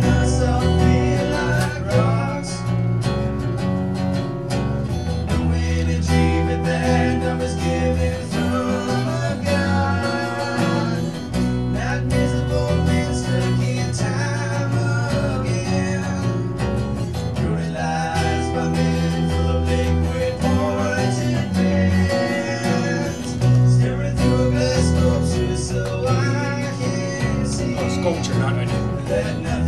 What? He said sculpture, not onion. Classic needs to be a song.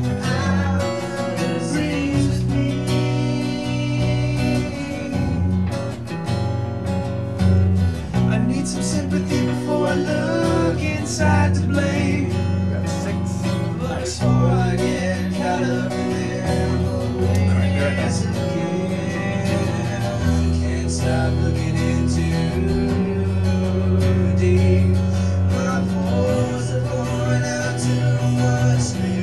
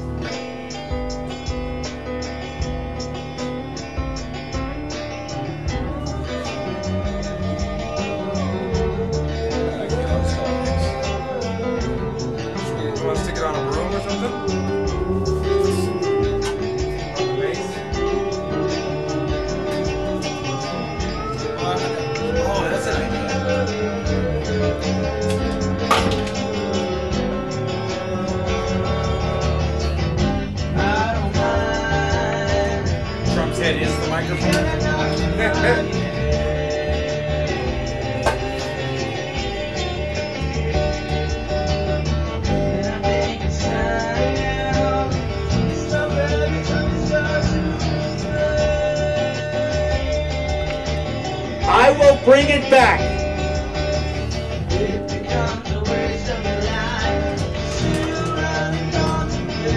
A new vision will govern our land.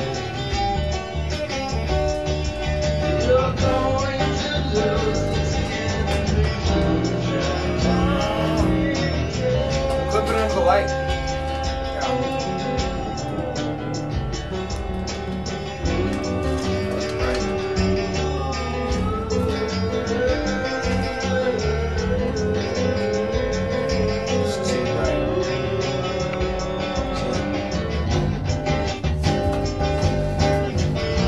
experimenting. I like that.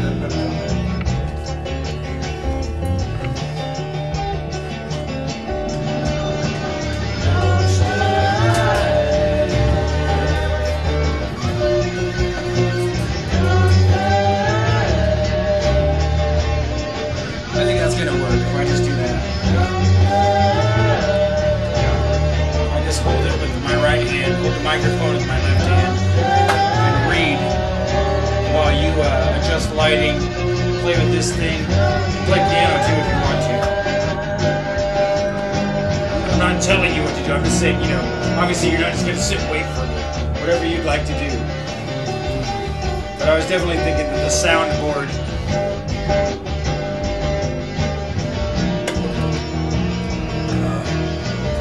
Alright folks, we're almost back.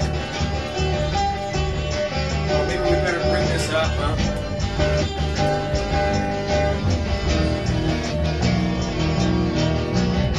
Our sound technician is letting us know.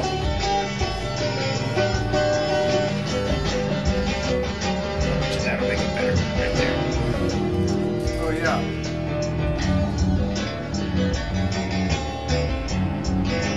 It's a little delay in my it's supposed to be dynamic lighting. What happened? That's what the noise was. Yeah, I wonder how that. Oh, the rattle. It rattled it off.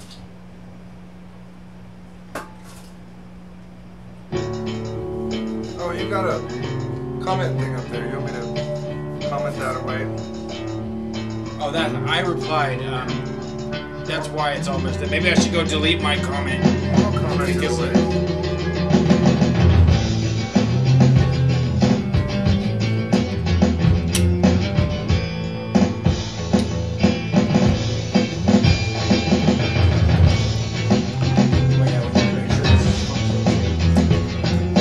Test 1, 2. Check. Test 1, 2. I beat China all the time. Do that again.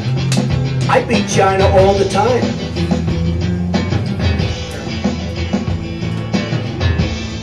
Test 1, 2. We don't beat China in trade. I beat China all the time. No, that's cool because it'll give us this horrible. I wonder how loud that is. You want to go up there and I'll do that.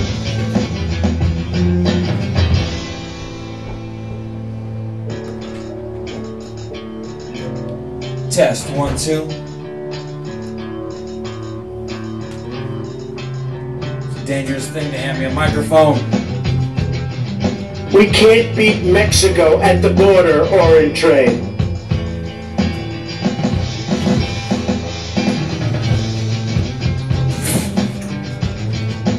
Test 1, 2. Check the microphone. Check. We don't have victories anymore. I'm going to tell you a couple of stories. Alright, let's see how that sounds. Almost ready to come back with a little performance art, short story fiction.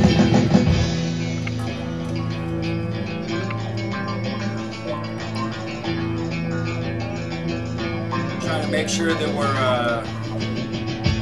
not too loud.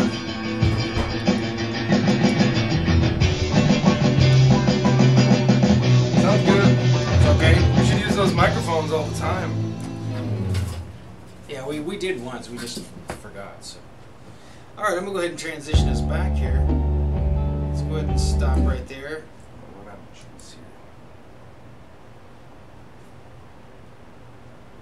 Fade on back. Welcome back, ladies and gentlemen. Welcome back! Looks like I need to go delete my comment. Oh, it's okay, actually.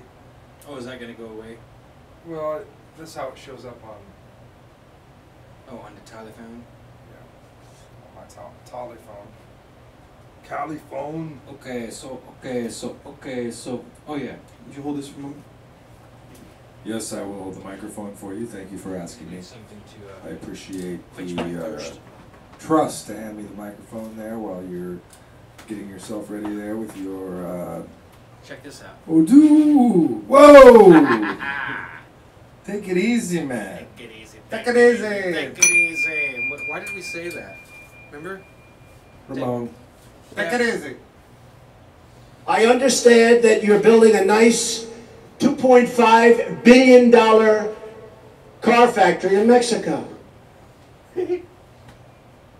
We can't beat Mexico at the border or in trade. Mexico. He's so full of shit. Sit down.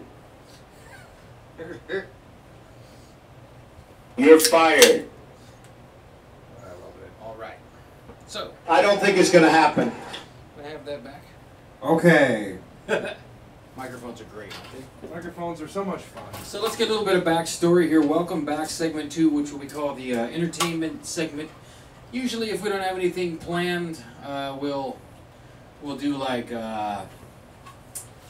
we'll do some yo-yo, do some live music, do some juggling, maybe do some artistic rendering of things with paint or with clay. Jim is a professional sculptor, and I'm an artist myself. Not too professional because people haven't given me lots of money yet for making art. But some few weeks ago, well, let's see, let's break it down from the beginning. There's a podcast I love. It's called The Liminalist. It's Jason Horsley at The Liminalist. On if you Google liminal is a word that means the space in between two things. So a good example, in my opinion, would be like say you're getting ready to graduate from high school or from college. High school, that's better. A true liminal space. You've lived up your whole life going to school to this point. Now you're wearing your cap and gown. You're getting ready to receive the little piece of paper that says that you've completed your task. So that moment when they call your name and you're standing there, you're looking at the principal and the people on the stage, and you're getting ready to move, that's the liminal space. At that moment, you're no longer really a student, and you haven't yet received your ritual initiation into the adult world. That's the space between spaces. And his whole podcast is focused on that idea in a very philosophical and big picture way. And he covers everything from transhumanism to ritual child abuse to mundane topics. He's pretty big into movies his whole life, so he covers movies and stuff. But long story short, because of Jason, I saw this guy. His name's Nicolas Hausdorf. I don't really know Nick very well. I don't even know if he goes by Nick. Let's make sure we're getting his name right here. Hausdorf. No E-N in there. Nicolas Hausdorf. And so this guy was published by the same company that publishes Jason Horsley's stuff. And yeah, I guess we're gonna have to be up there anyway. So here, let's go. Commentary cam. Oh, whoops. Haha. Back to the memes. Share commentary. Thank you. Let's transition to that instead. Is that gonna? No, I don't know. I think we're gonna have to do it. You're gonna read it off the. Yeah, we're gonna have to do it this way, so I get the big camera. Yeah. Sorry, folks. We're doing the production live, so we didn't like script this out. Anyway, so Nicholas and Jason Horsley are were published by the same publisher, a publishing company called Zero Books. And apparently Zero Books is a leftist publishing company, even to the point of calling themselves either socialist or communist. I don't remember. You can look it up. And it only makes common sense. Perfect. But so the guy's name is Doug Lane, L-I-N, I think, L-A-I-N. Doug found out that Nicholas was writing for this magazine called Jacobin, and he went out and tweeted that Zero Books was definitely dropping this guy. And he didn't contact him first. I mean, they're his publisher. They were publishing him. They decided they were no longer going to continue the professional relationship, and so Doug decided he's just gonna like make it public either on Twitter or Facebook. I don't remember. He's just like, hey, whatever, we're not publishing your stuff anymore because now you write for a magazine that we consider to be our political enemy. And so then Jason Horsley had shared it on Facebook that he found that to be distasteful, that Doug Lane, the editor or whatever he is for Zero Books, would just completely drop this other author based on his new job writing for this magazine, Jacobite, pardon me. So, in the process of looking at all this and trying to understand it, I was involved in a little tiff on Facebook with Doug himself, where he told me that I was alt-right, I just didn't know it, and all of this stuff, you know, like he's hurling all these accusations at everyone. He's really kind of smarmy, superficial, and arrogant, and condescending, very condescending. You're not a nice person.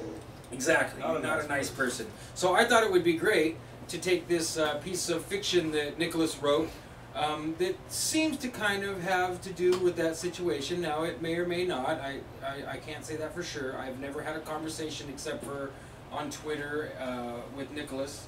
I do appreciate and enjoy his work. Check him out on, well, he published a book. It's called Superstructures of Berlin, I believe. And that was what he published with Zero Books. And he also, the reason I thought to do this was because he recently, him and Doug decided to have a phone call interview conversation where they were kind of trying to resolve this issue, this little disagreement of, hey, instead of just like publicly denouncing me because now I write for a new magazine, you could have just told me as my publisher and we could have had a private conversation about it, you know. And so to add to the true nature of his character, apparently Doug chopped the whole conversation up, edited, and published it so that it leaned towards him and away from Nicholas. So Nicholas, being a smart guy, had recorded the whole conversation and published the whole thing so that you could see the true nature of the conversation. So I listened to that this last week, and I thought, you know, hey, I'm going to go ahead and support Nicholas here a little bit, because I don't think either of us are nationalists nor alt-right, but we're definitely not socialists or communists either. We're kind of in the liminal space. That's where we exist. We don't necessarily agree either. But I thought, well, he wrote this nice piece of fiction called The Editor, and I'd go ahead and maybe hold this Trump mask in one hand. Come on, Trump.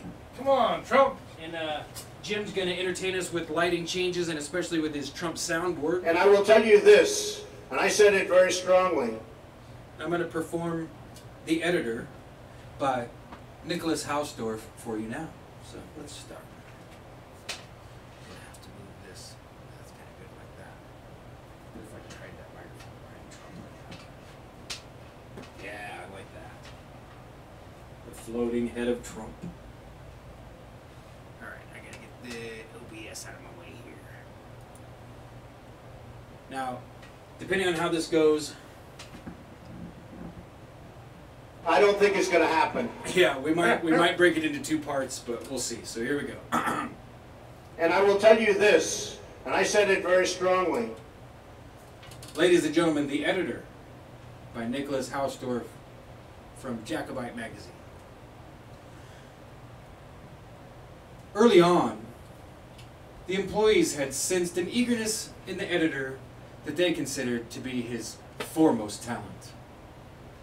It expressed itself in his head being slightly tilted forward when talking to them, in his quick reactions, in his bright alert eyes and laughter at their jokes and playful innuendo. It was clear to the employees that the editor understood them and that they agreed on a great deal of things that would never need to be mentioned explicitly. He was the right man for the position. This they knew, certainly. His name and stock were both of reliable nature, but their choice wouldn't necessarily have been obvious from his resume, although it did feature all the right schools and certificates, a reference to a thesis judged as a good average, and on a topic that might age quickly, rather than being necessarily unique or outstanding. Meanwhile, there were enough clues to speak in his favor. They could be seen in the way he dressed, unremarkable but fashionably modern, knowing where to set the right accent. It reiterated the editor's appearance as that of a man who was in touch and knew to read the signs of the times and how to catch on early, but not too early. In this, here the employers nodded to each other in silent understanding, should ultimately be to his advantage. And it was true. From a young age, before school even, the editor had had in him a sense for a good compromise.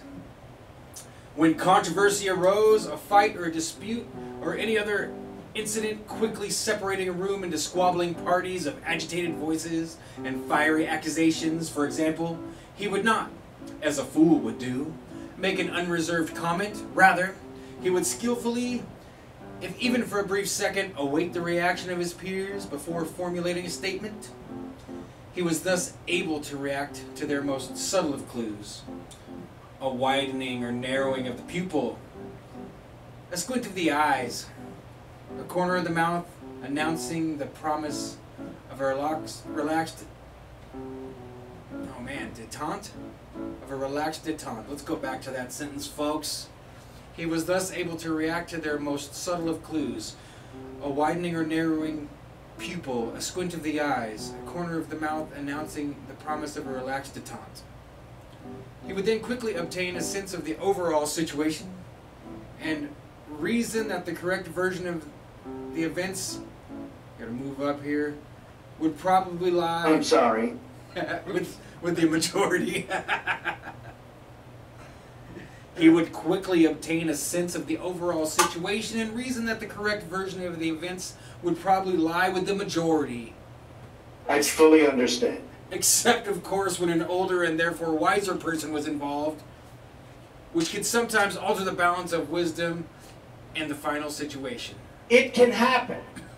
Sometimes, when this was not obvious, the editor had learned that it was better to remain vague and attend to the formation of a quiet consensus. This is good. I like this.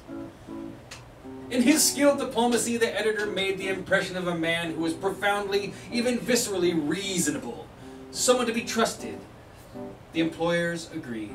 A timid but well-behaved child, the editor had learned from a young age that loyalty, patience, and persistence would ultimately be rewarded, and that he gladly let the brash and foolish children pioneer to mindlessly test the waters.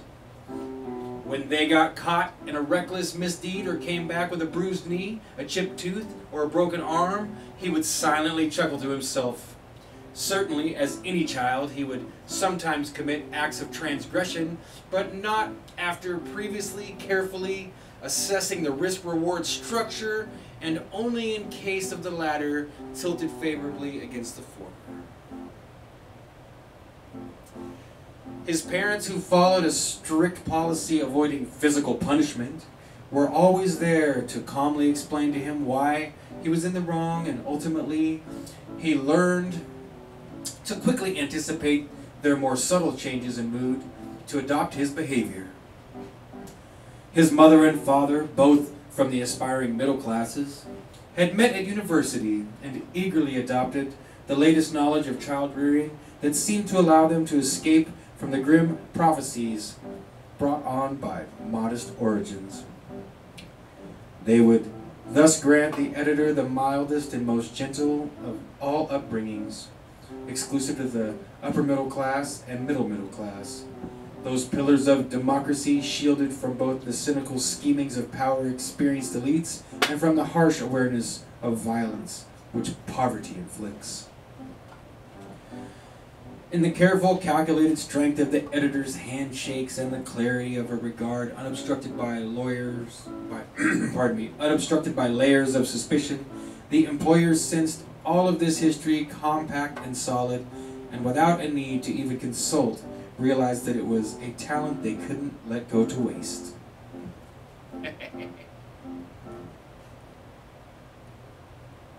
We really do have to get going. Just kidding. Theirs was a prestigious magazine of tradition, which had weathered all sorts of hardships. It recently managed the transition to a modern media company, knowing how to adequately account for the harsh economic imperatives in the sector. Certainly, restructuring had to take place, but in recent times, it had become only one factor among others. The clients and partners understood that the balance sheets were not everything, and that in these times of vulgar temptations and oversimplifications and pointing fingers, there were higher values to defend. It was understood that this was a dangerous era, a Weimar of sorts, with various strong men, hopefuls, lurking, and that they were men of morals and idealistic defenders combating the temptations to which the less articulate were prone. Regular meetings were held, discreetly organized by the most moral men of the state, the private sector, and non-governmental organizations, providing insight into the seriousness of the situation and slowly elaborating a common vision. Communitarianism. The editor felt the accolades of responsibility bestowed upon him by those who shared his concerns and values. Hope you're getting this, folks. Sometimes when he would go out for a walk, the editor even thought he could read their hazy suspicion and faulty cognitive mapping in the contrite faces of those disgruntled deplorables and losers he saw on the streets. Recently, he stopped using public transit as he used to. Every once in a while, he had felt the eyes of some maniac settle on his neat and correct attire. In return, he would prefer to avoid eye contact. He had an obligation to his family, he reasoned, and it was better not to be provoked. Also, he had learned that the first rule of martial arts and self-defense was to avoid trouble, and although he had never practiced a contact sport, he abided by the rule and would frequently cite it in conversation when joining a party for a walk through the uncertain terrain of urban nightlife. And it only makes common sense. After the employees had already made their favorable decision, the excellence and clairvoyance of their staffing policy were once more verified at the editor's first dinner reception. They remembered a scene when his delightful and talkative wife excused both herself and the editor, and for a moment removed him from the other guests. Discreetly following the editor and his wife with their eyes, the employers observed her eagerly fixing his tie and talking to him, while his eyes innocently darted around the room. The employers' eyes briefly met at this spectacle, and although it would have been impossible to know what the editor's wife said to him, they felt her demeanor to be reassuring. Upon her return to the dinner table, they also noticed in her a faculty... They noticed in her a facility with a slight forced smile, with an almost imperceptible hint of tightness in the corners of her mouth. These true vectors of a successful marriage to them were the finest of guarantees. After a couple of uneventful months, the employers summoned the editor. Immediately upon entering the room, the editor's refined senses perceived the warning signs of a crisis. An acrid smell of acid sweat amalgamated with sobering coffee pervaded the room. The editor felt lightheaded as he entered the room, and the employer's eyes settled upon him.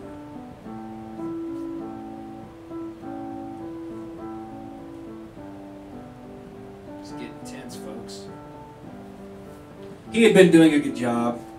One of the employers said solemnly, and while certainly the numbers were not exactly stellar, there were broader concerns and forces at work. However, the loyal commitment and advanced trust and financing of the commitment part... Whoa, this is... Nicholas, this is a hard sentence.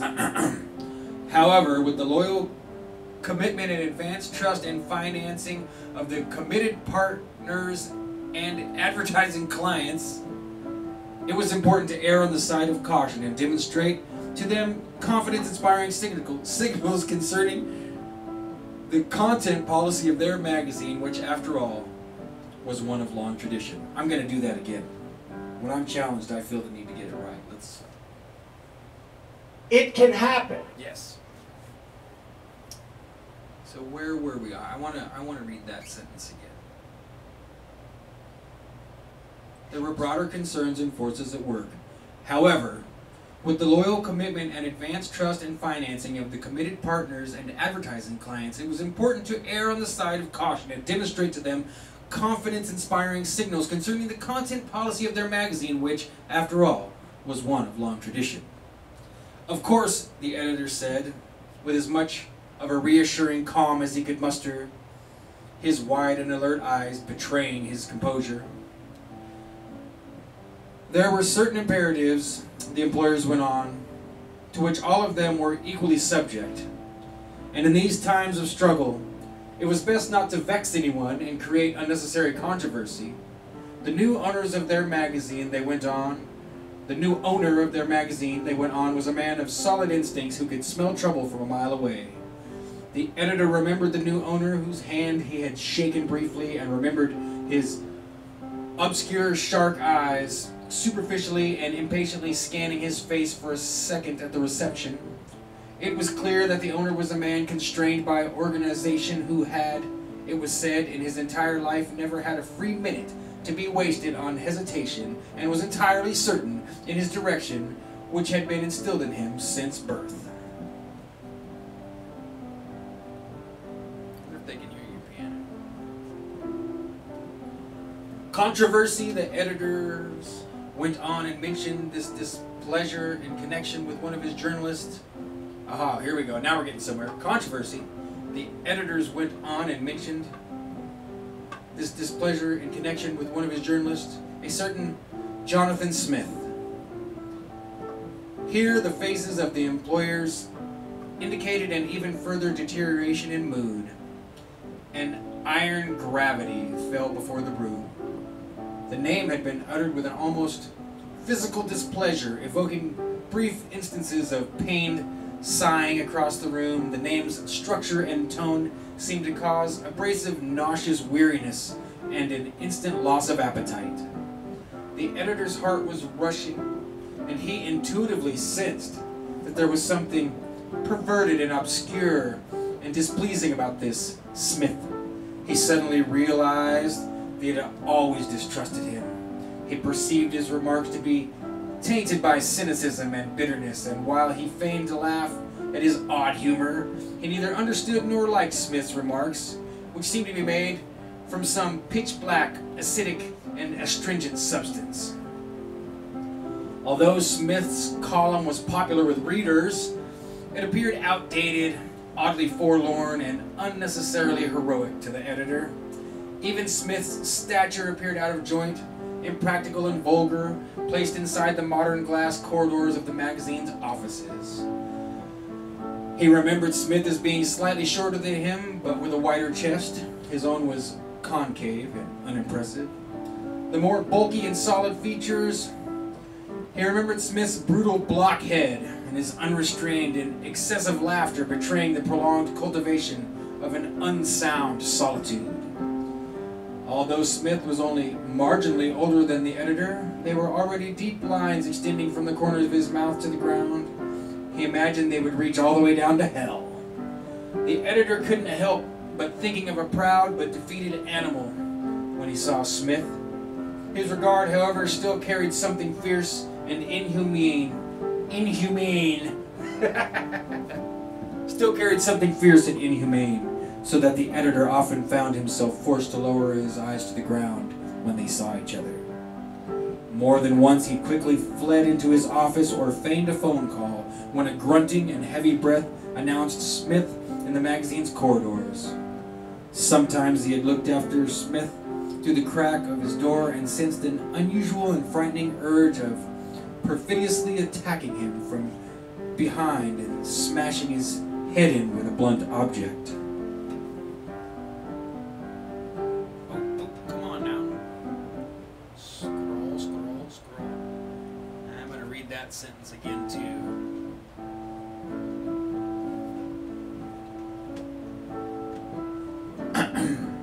Sometimes he looked after Smith through the crack in his door and sensed an unusual and frightening urge of perfidiously attacking him from behind and smashing his head in with a blunt object. There is no doubt, the employers interrupted the editor's thoughts, that Smith has certain sympathies and that his opinions and themes are similar to those of fascists. It was here that the editor noticed the violent throbbing of his carotid artery and a sharp rush of adrenaline, an empty and vacuous feeling in his stomach. He felt a sudden and passionate urge to interject and defend himself, but, as if anticipating this, one of the employers carried on slightly, elevating his voice. Of course it characterizes the modern fascist that he never admits to being such. Rather, in his strategizing, he infiltrates his hateful themes into democratic discourse, thus leading it astray and into dangerous territories, ultimately jeopardizing the very nature of a free and democratic society. The employer again rested his eyes on the editor, with the room becoming noticeably silent again. The editor's mind was racing, and a thin layer of sweat had formed on his temples, giving them an almost translucent appearance. Were they attacking him? He felt a sudden urge to ask them for forgiveness. He wanted to touch the cool ground with his hot forehead, to fall to the employer's knees and plead them to forgive him for harboring such an unspeakable person, to admit that he'd made a mistake and that he simply did not know. Why had he not realized it? Had he not betrayed their trust? He could now see it all so clearly. Something had been wrong all along. A violent and unbearable tension spread through the room, constraining his throat.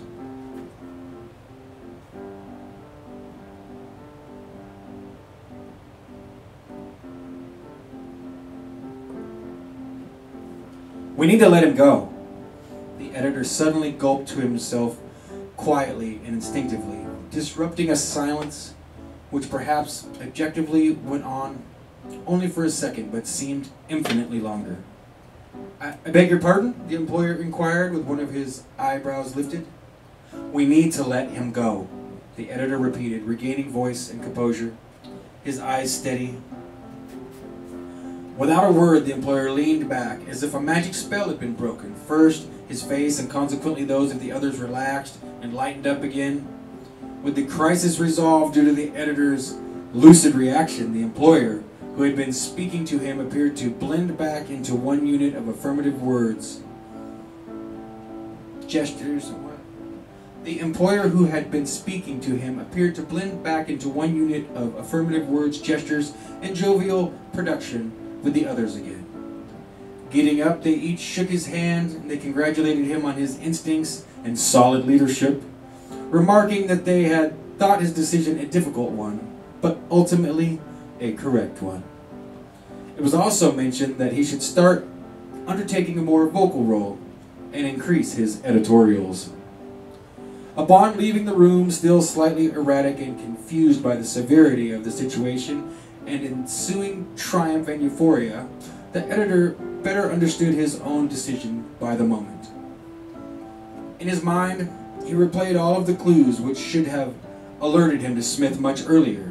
His unkempt appearance and unpredictable moods, his lack of respect in conversation and briefings, and his unpleasant argumentativeness came to form a whole in his mind. Yes, it was a fascist he had been harboring. Shutting the door, after entering the security of his own office, he sensed a cloud of dark rage forming in his mind, produced by Smith's covert betrayal and insectoid demeanor.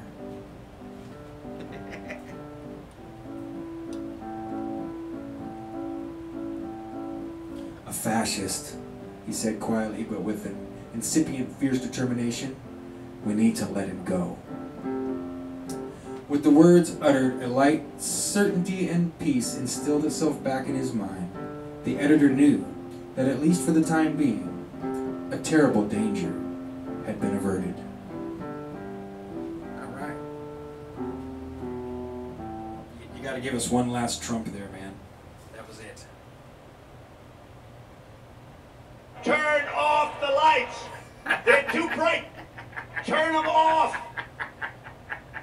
No, get those lights off. Off. Turn off the lights.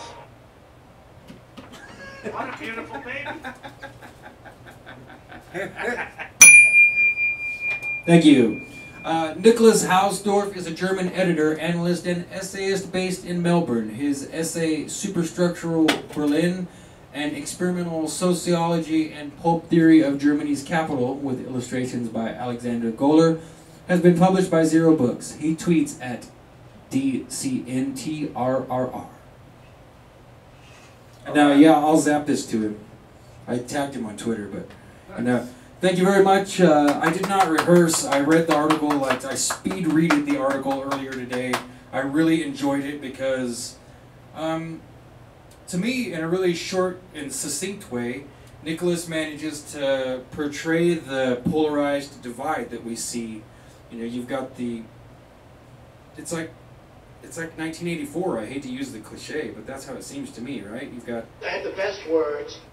You got the best words, and if you don't use the best words, then you're a fascist and you're fired. You're a fascist and you're fired. So, it doesn't really have anything to do with fascism. Is that what the commentary of the... Well, they just need a label to stick on him so that they can excuse themselves from having to be affiliated with him. Just somebody that they don't like the mannerisms of? And yeah, I mean, they even say that his articles are popular with their readership. Yeah. But that in their secret meetings and the way that they all portray themselves in an etiquette way, they don't talk about it. They don't say, well, we're definitely all leftists and we are going to promote and push a leftist ideology. They all agree on that under the surface. And so then if you don't pick up on the cues and fit in and toe the line, then we got to let you go. Jonathan. But yeah, I've only read one other article, but I'm enjoying Nicolas Hausdorf's stuff and probably will read more of it. I would say that Doug Lane, the editor of Zero Books, pretty much forced me into Nicholas's lap. Like, I might have never even read anything by him if it wasn't for Doug Lane being such a prick to me on Facebook. That's funny. You'll have to forgive me here, man. I gotta go pee. Oh, shit. Shoot. Take one of those. Would you mind telling us a joke or something? A joke? Well, this has become like a tradition. Yeah. One of these days, Jim, we're going to be in front of 100,000 people, and I'm going to hand you the microphone and say a run, joke. Run off the stage and go pee. Well, Who cares what they say? I don't know. I always have a joke off the top of my head. Let's see. Maybe I'll look up on the online webs of internet here and see if there's a funny joke. All right, funny jokes.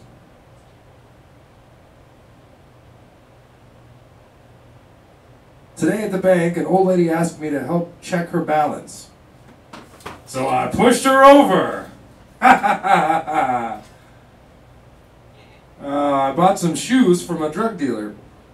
I don't know what he laced them with, but I've been tripping all day. I told my girlfriend she drew her eyebrows too high. She seemed surprised. My dog used to chase people on a bike a lot. It got so bad. Finally, I had to take his bike away. I'm so good at sleeping. I can do it with my eyes closed. That was funny. My boss told me to have a good day. So I went home. Why is Peter Pan always flying? He never lands. A woman walks into a library and asks if they had any books about paranoia. The librarian says, "They're right behind you." The other day, my wife asked me to pass her lipstick, but I accidentally passed her a glue stick. She still isn't talking to me. These are pretty good, man.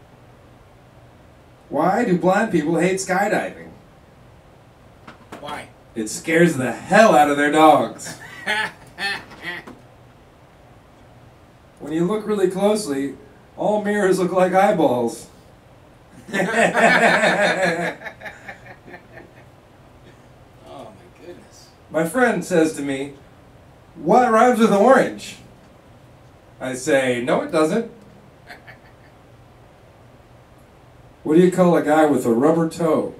What's that? Rubber toe. These are good.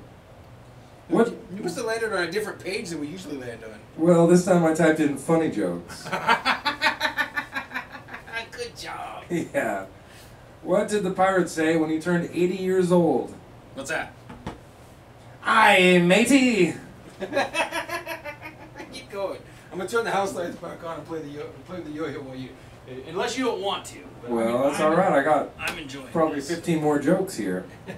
My wife told me I had to stop acting like a flamingo. So I had to put my foot down. Yeah, I saw that one somewhere. I love that one. I couldn't figure out why the baseball kept getting larger. Then it hit me. I couldn't figure out why the baseball kept... I read that one. Why did the old man fall in the well? Why's that? Because he couldn't see that well. I ate a clock yesterday. It was very time consuming. What do you call a Frenchman wearing sandals? What's that? Philippe Philip. Oh no! No! Philippe Philip. Philippe Philip. A blind man walks into a bar. And a table and a chair. I know a lot of jokes about unemployed people, but none of them work. What's orange and sounds like a parrot? A carrot? They will never take you to the promised land. Did you hear about the Italian chef that died? No. He passed away!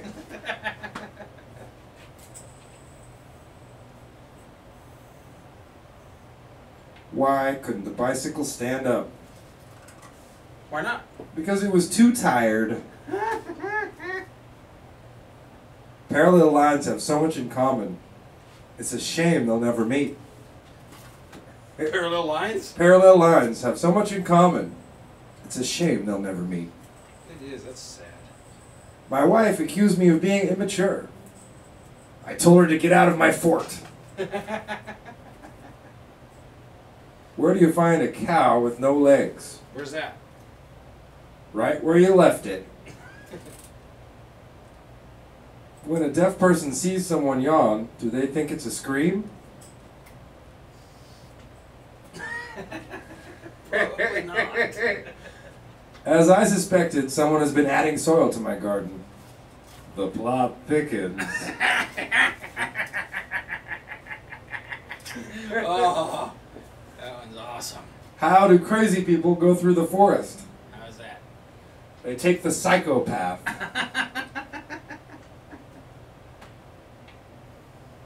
And the Lord said unto John, "Come forth, and you will receive eternal life."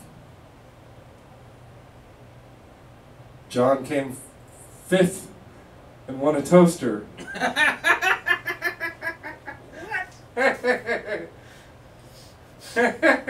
He didn't come in fourth, he came in fifth. What? I just wrote a book on reverse psychology. Yeah. Do not read it. Reverse psychology there. Yeah, I get it. What did one hat say to the other? What's that? You stay here. You stay here. I'll go on ahead.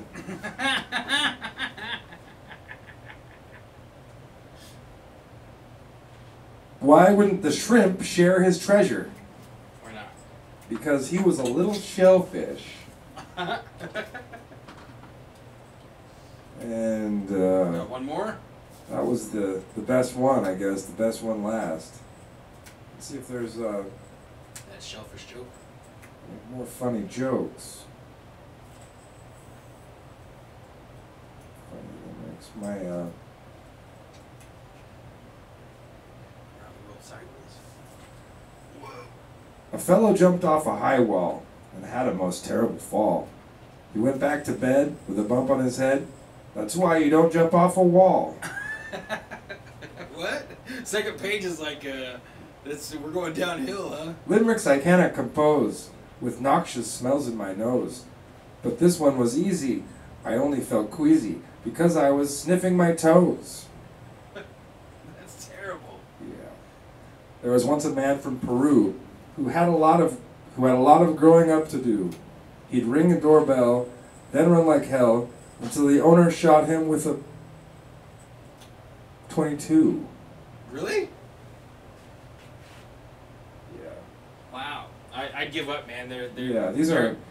Looks like there was a writer's strike from the first page to the second page. There once was a man named Bryce who had a nasty head full of lice. He said, if I eat 'em, then I'll have beat 'em, and besides, they taste very nice.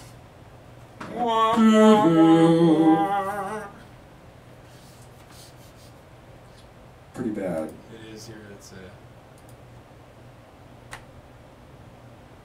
We're going to dream of things. that was a weird one. Tough. Nasty. This was tough. I wanted to play this for the second page here. Where'd it go?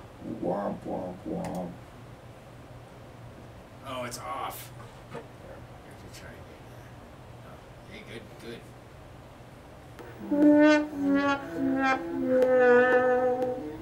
Cool. Alright. It's fun. Well, moving on.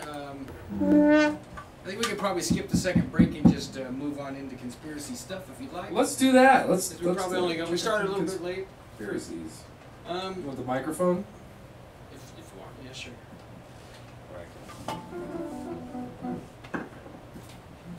Play you in. Get hold of mic with the yo-yo in your hand. Yo-yo make yo-yo noises on the handle of the microphone. So let's see here. I'm going to move this light out of my way. Pardon me, folks. So what'd you think of the reading, man? It was. I feel like it was kind of like I could have done better, but I'm glad I did it.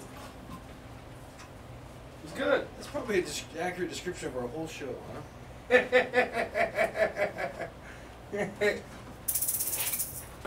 Now, if we could just get it to where that's what everyone else is saying, then I'll be happy. Yeah, they could have done better, but I'm glad they did it. But I'm glad they did it. You know, I think that probably is how people feel. That's pretty much the reaction I get when I talk to people. They're not like, "Wow, I can't believe how much you guys did." They're like, "Oh yeah, we saw that. We liked it." Yeah. Bravo for you for trying. Yeah. Here at RX Only Picture Show, where our main theme is an E for effort. Yeah, solid E. E We're minus. not going with H plus, and we're not going with H minus. Maybe H equal sign. Yeah. That's a good one. So let's carrying on. You might get another 30 minutes out of us, folks. Depends on how good the last And goes. let's peek at our stats here. What do we got? Oh, hey, out of the way, buddy. Oh, two folks here watching. The jokes were that bad? Yeah, we scared them off. Man. We're sorry, guys. Come back. Everyone, come back. Come back. Everybody come back. I guess our moms are yucking it up, or literally yucking My it mom. up. Yes, I'll give you a ride. The Earth is not flat, Sean. Oh, hey, it worked. Thank you. Hey, someone's back. All right. That was me. I made an account on my phone. Like, if we got any likes. Did we get any likes? Oh, we can't count your money while you're sitting at the table. We got 2 likes. Oh, good. Very good. I counted the money. It's All right, there. so I thought I had a conspiracy idea. Oh God! Oh no! Oh no! You remembered what the conspiracy was? Oh, Jam. Yeah, maybe we should. It's in the title. I'm gonna send you the title. No, it's in the title. We have to do it. Oh, did we? We've been putting this off. Let's get 23. Let's get it out of the way. Let's start by doing that. Let's see where my. Let's look up the occult meaning of 23, and you find your little thing, and then. It's pretty gross. Oh God, Lord Jesus in heaven, what kind of world are we living in? No, okay, let's start by. Let's get us back over to. Did we ever watch Manipulating Graphene in a Hybrid? I don't think so. That's pretty neat. So I need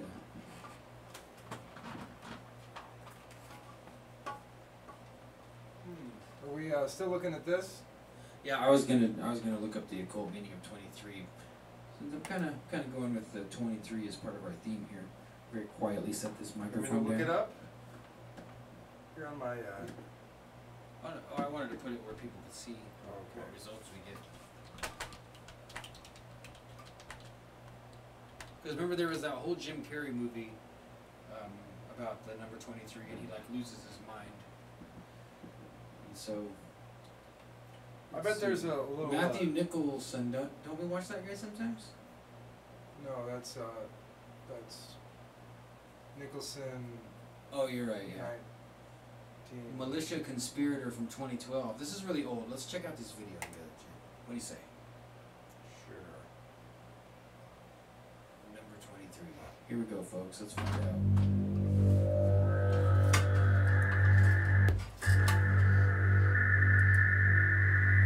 The Illuminati use numerology in their agenda to make sure everything goes to plan, etc. Events such as murder of JFK, 9/11, celebrities, false flag attacks, you may remember the World Trade Center numerology. To give an example, here is some numerology facts about the number 23. Oh boy, we might have to pause if we're going to do this here. Alright, ready? Let's have some fun. 9/11, 2001 equals 9 plus 11 plus 2 plus 1 equals 23. World Trade Center, W equals 23rd letter, T equals 20th, C equals 3rd, T plus C equals 23. The BBC also reported the collapse of World Trade Center Building 7, which wasn't hit by a plane but obviously imploded due to controlled demolition, like buildings 1 and 2. So BBC announced it 23 minutes before the actual collapse. Yes, Oh, interesting. yeah, so far this is curious, huh? Let's keep going.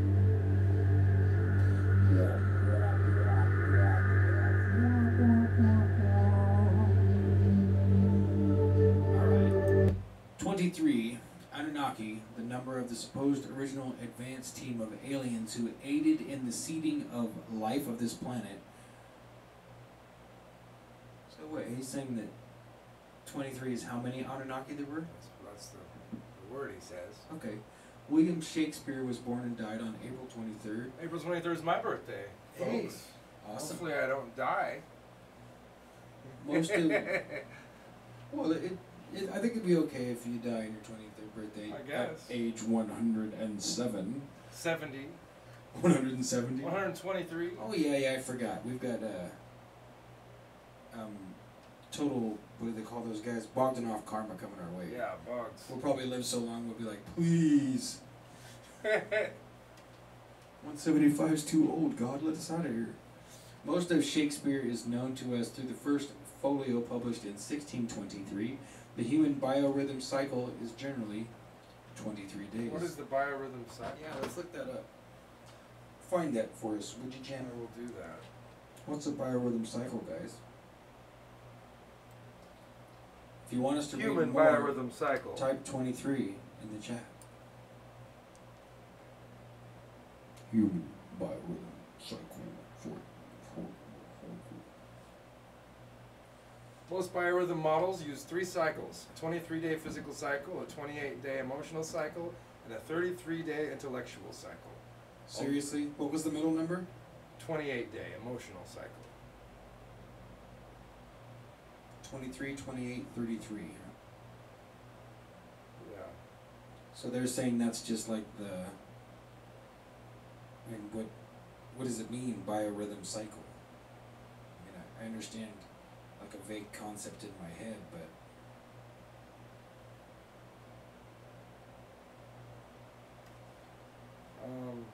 A biorhythm is an attempt to predict various aspects of a person's life through simple mathematical cycles. The theory was developed by Wilhelm Fleiss in the late 19th century and was popularized in the United States in the 1970s. Most scientists believe that the idea has no more predictive power than chance. Interesting. Okay. Let's see what the definition is.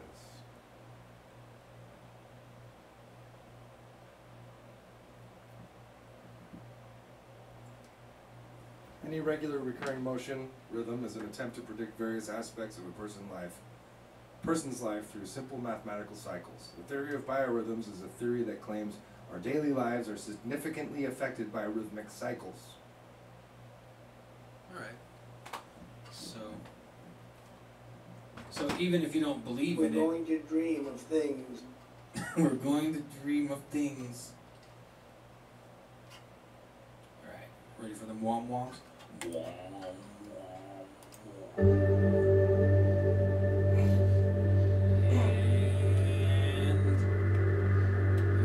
Next one, folks. This 5-minute video is going to take as long as a football game. The next few are from this source. If you're watching and you really want the source, there it is. Do you have any comments? I'm trying to remember if there's any significance of the number 23 that relates to stuff that I've done, but not off the top of my head. There are 23 vertebrae in your neck. 23 finger bones in your hand or something? Ooh, we could look up Marty Leeds on the number 23.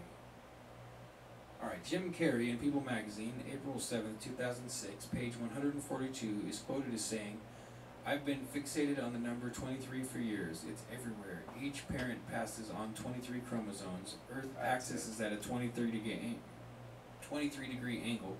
Psalm 23 is my mantra." What's Psalm 23?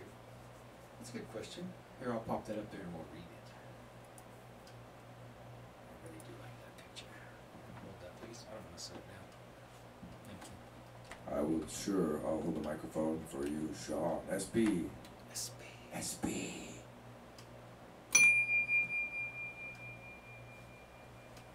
So, thank you.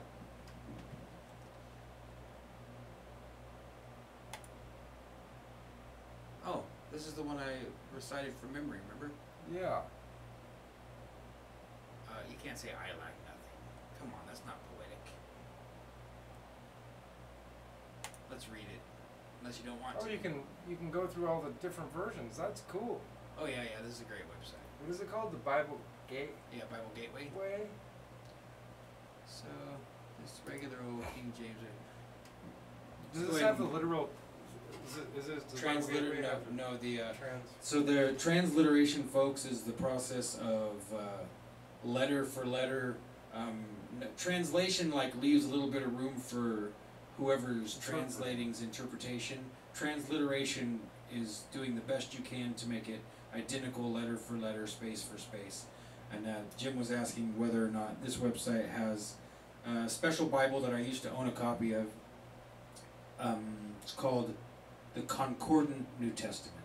Okay, to buy the Concordant Old Testament, you had to buy it book by book, piece by piece, and it was very expensive. But I had the entire New Testament, and it's really amazing the difference in your understanding of the reading of the Bible if you read a transliterated concordant version. But let's go ahead and read the 23rd Psalm just to add a little blessing to our 23rd show. You ready, Jim? All right. Should we do it together? Go ahead. Psalm 23. The Lord is my shepherd, I shall not want. He maketh me to lie down in green pastures. He leadeth me beside the still waters. He restoreth my soul. He leadeth me in the paths of righteousness for his name's sake. Yea, though I walk through the valley of the shadow of death, I will fear no evil, for thou art with me. Thy rod and thy staff, they comfort me. Thou preparest a table for me before the presence of my enemies. What? Thou preparest a table before me in the presence of mine enemies.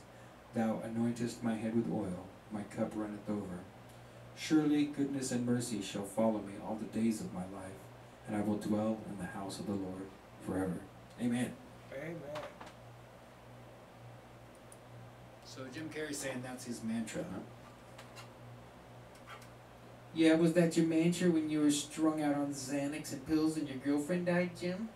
That's not very nice. Be forgiving and kind, Jim Carrey, sure.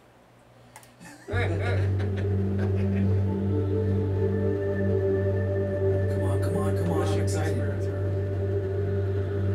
Jim Carrey is also starring in a movie titled The Number 23, scheduled for release in 2007. It's a weird movie if you've never seen it before or out. Pop stars and writers are among those fascinated by it.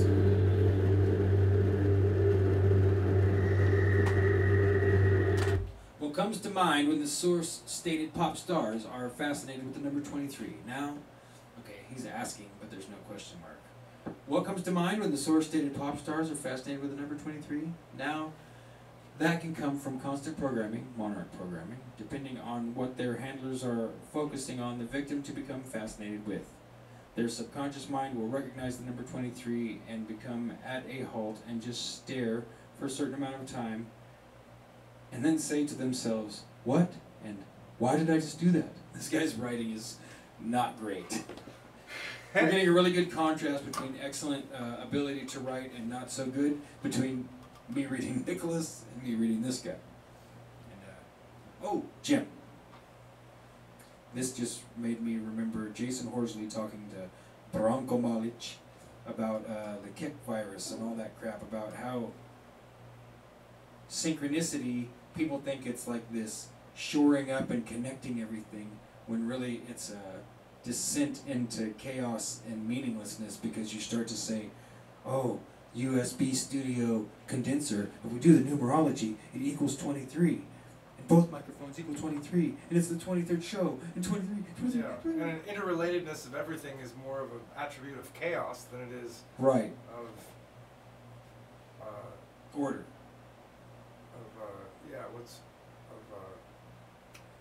Synchronicity. Right.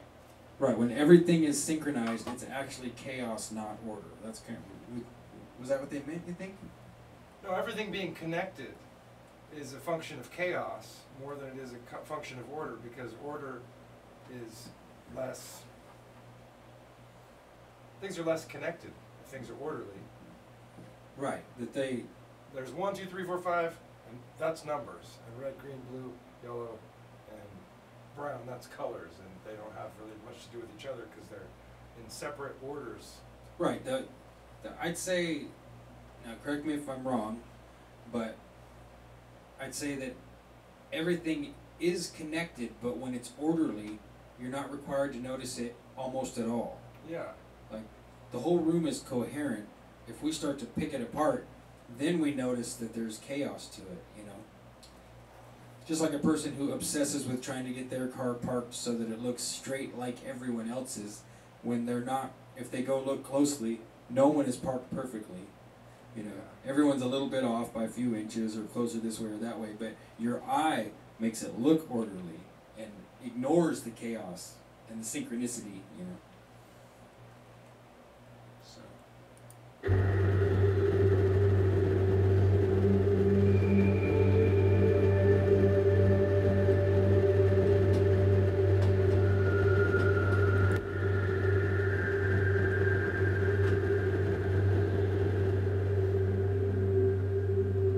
Cool, so we're going to watch a little piece of it, huh? The number 23.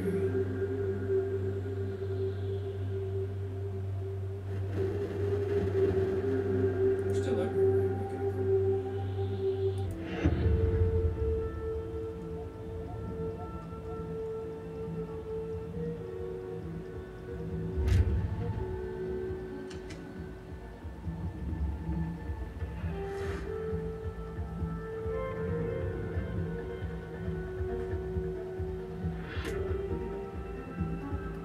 Okay, which is Sabbath. Busted.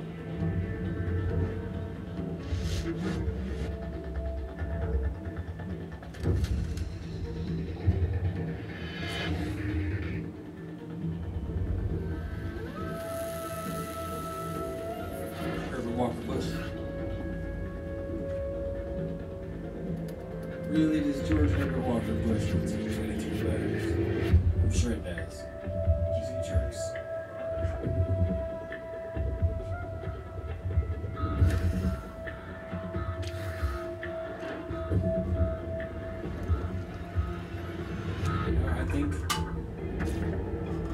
I think Jason Horsley in his conversation with Branko Malic is correct that if you start to look for emergent qualities all the time,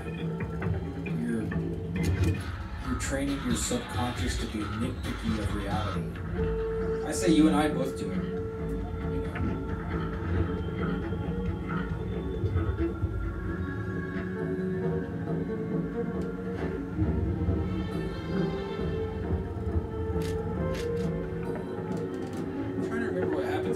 Doesn't he end up like thinking he's a murderer and he doesn't know or something like that? Why did the guy do that? Illuminati was on the screen for just a second. Interesting.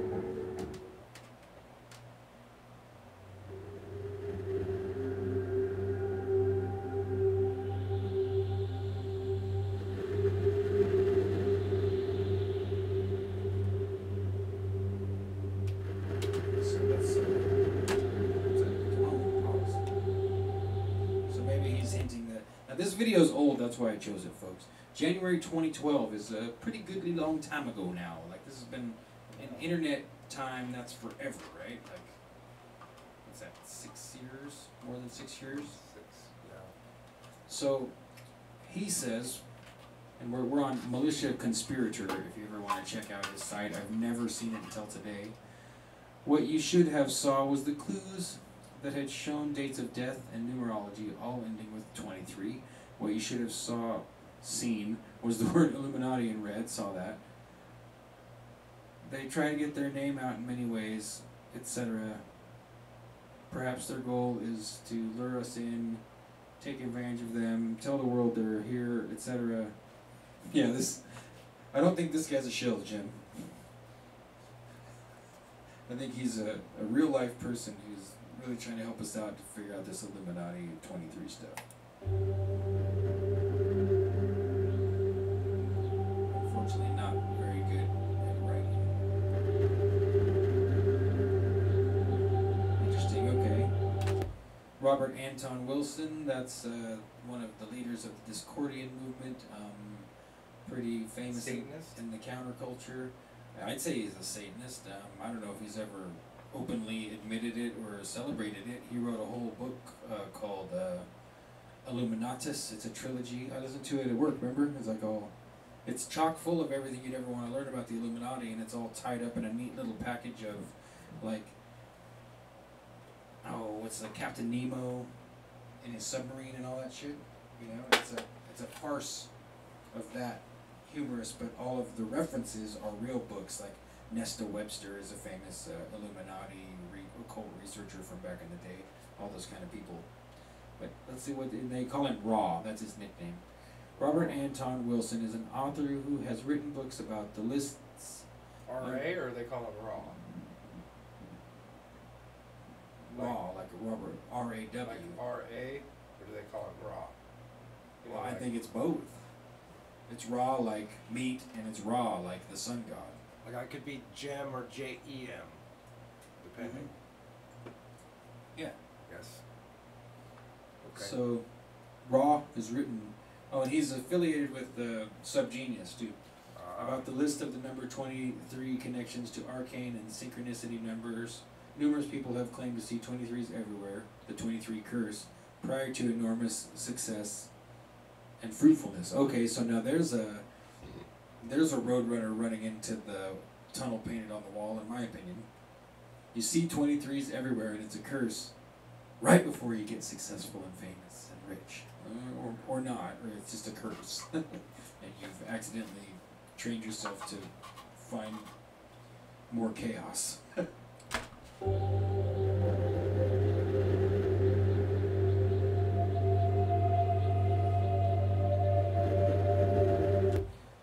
Success. Fruitfulness. Could this possibly be a connection to people selling out to the power behind the industry? Perhaps the music industry for fame and a life of luxury?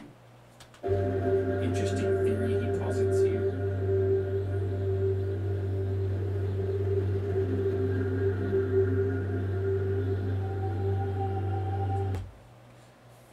some people might call this synchronicity, right? That a couple shows ago we started doing numerology. Now this guy's like, hey man, numerology is way more complex than you think. Get familiar with it and start to take note of how it works. You'll notice that dates of death, events, are no coincidence, no accident. Everything is connected. Makes me think about Jason James Bickford. Yeah, Jason James Bickford, polarization, nation, Gnostic reclamation. In my opinion, you can't get any farther and deeper than the decoding work that he's doing. He's been making predictions accurately that come true. You'd almost need like to see it to believe it. You know, I don't know how you could describe it. I've been following him probably for 3 years, and it's just astounding. And I'd say he does kind of stand on the brink of chaos. You know, he seems to pull it all together in a pretty coherent way.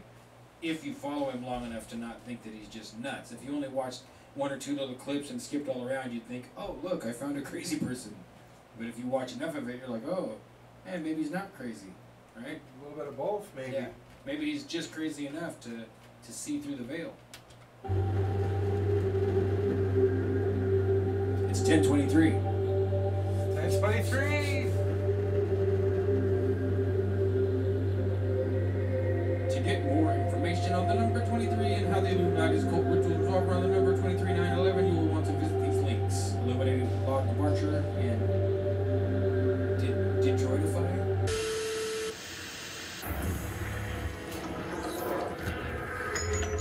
Crazy.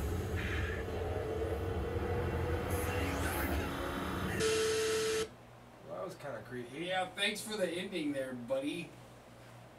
Just discredited yourself. Well, that is actually a really good transition for what we were going to do.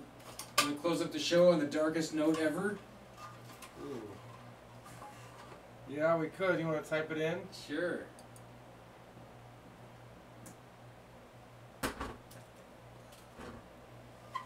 Yeah, here goes. Well, Jim found this some weeks ago, and we've been contemplating whether or not to show it to you, but in celebration of show 23, we'll go ahead and toss this up here.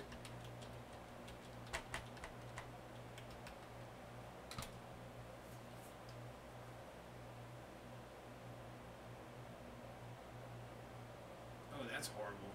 Yeah, I don't want to see that. You can look at that little video. This That's one? pretty gross, yeah. No, the blue one. I think I've seen that one. Well, let's just move on from there to eating babies. Are there people out here in the world actually eating babies? The sad answer is... Welcome to MG Videos. Yeah. Today I am going to explain about shop news. The Seoul Times says, Chinese people have started to eat aborted babies. In that article, the Seoul Times says, some Chinese people are known to be eating babies, and the news, which has been circulating through the internet and via email, is shocking the world. Don't do it. An email report was... I can't do it. Let's cancel this Yeah. idea. You're right, me neither. We're going to cancel it. We can't do it. Oh boy. Lord, Lord. Something light. Lord, Lord. Something light. Maybe go back to a smart dust or something. I don't know. We got a comment. Was Yeah. that mine? No, that was my comment. Never mind. Yeah, well, hey, we tried. That's as close as we're ever going to get to confronting the idea that some people might just be actually eating babies. So we're done with that. And on to other things. I mean, like people also eat flowers, for example. Yeah. And I've seen a guy cut up and eat a whole bicycle. I remember that. A bicycle? Yeah, yeah. Yeah, well, then we can change to that. That'll work. Here, okay, Yeah, let's do we'll that. take a risk here and transition back.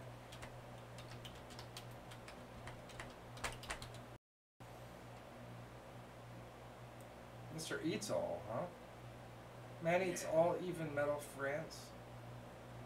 Yeah, but Man eats bike. let's do this one. What's wrong with that guy's face? You want to go back and look at that one instead? Michel Lotito It is was both only a a minute. gourmet Let's check and that one out first. The musique que c'est pas bon, c'est mahé. True Tech Piff.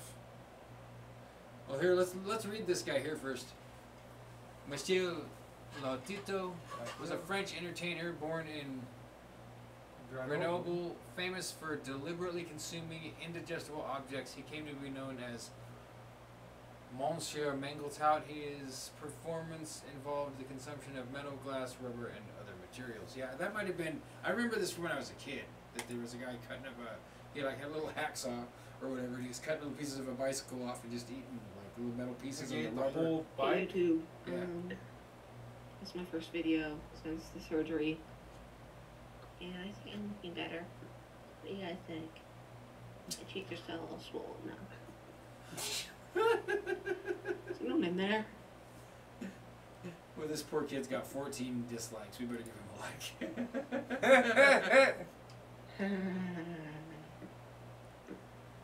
This is very picture show. This is from 2012. It's got a 1,364 views. What does this have to do with eating a bike? He slapped himself. Was that? I think that was somebody else. Oh, that's him. Oh no! All right, that's enough, kid. You Bye, YouTube. start faking the BJs, and we're out. All right. Let's just try with man eats all even metal, and we'll just. I think I'm gonna sit down and join you. We should rescind that. Michel thumbs up, Lotito is probably. both a gourmet and an exceptional record breaker. You shouldn't be surprised if you see him ignore ham and chicken while he's out doing his weekly shopping with his wife, because the food that he's keen on is normally Size is found in the DIY department. But this is a man who, when he eats at a restaurant, carefully prepares his own selection of top quality products. The sharper, the more breakable or piercing the ingredients, the better the meal will be. Naturally, not every restaurant can cater for a man that the whole world has nicknamed Mr. Eats All. So at Chez Jackie, it's a mixed salad for Marcel, while Mr. Eats All is already greedily eyeing his favourite starter, one that he prepares so well.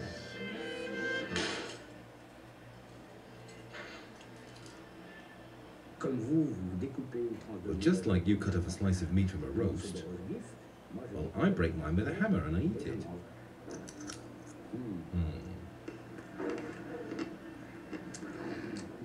It's delicious. And how's yours? Mine's really delicious. Well, he certainly seems to be enjoying it. But despite appearing relaxed, Mr. Eats All is a master of his art, which is first and foremost great control over his body. A superb concentration without which he could have an accident with the smallest of his extravagances. Oh, some screws? Yep. As you can see from this Chewing 'em? X-ray, the chewing technique for these ingredients is essential for a good preparation. Can't The chew next metal. stage, cool the that they're esophagus, doing is the tricky. X-ray. There's the risk of tearing the delicate tissues if the sharp objects go down. Chewing In metal? addition to his contractions, Mr. Eats All has a Pretending. little trick to make them slide down into his stomach. And after all that, would you care for a dessert? Non, pas pour moi. No, not for me. I don't eat bananas, thank you, no. Quand je mange une banane et que When I eat a banana and I have metal in my stomach, it causes heartburn. And as I'm soft, I hate pain. So, unfortunately, I can't eat bananas. He's funny. Too bad. Or rather, just as well, for Marcel loves them. Mr. Lotito prefers a different delicacy. Chewing, swallowing and digesting the sharpest object possible is razor a blade. challenge which, with experience, really excites our man. But Marcel's not reassured. Mr. Lotito is preparing to eat the sharpest object there is. That would hurt. I'm always afraid that something will happen to him. There is always an element of risk in the things he does. But in order to reassure him, I never let him see this fear. After this controlled violence, his body progressively takes back control of things, which involves a new risk of internal bleeding. From the age of 9, Michel was already amazing his friends by defying pain.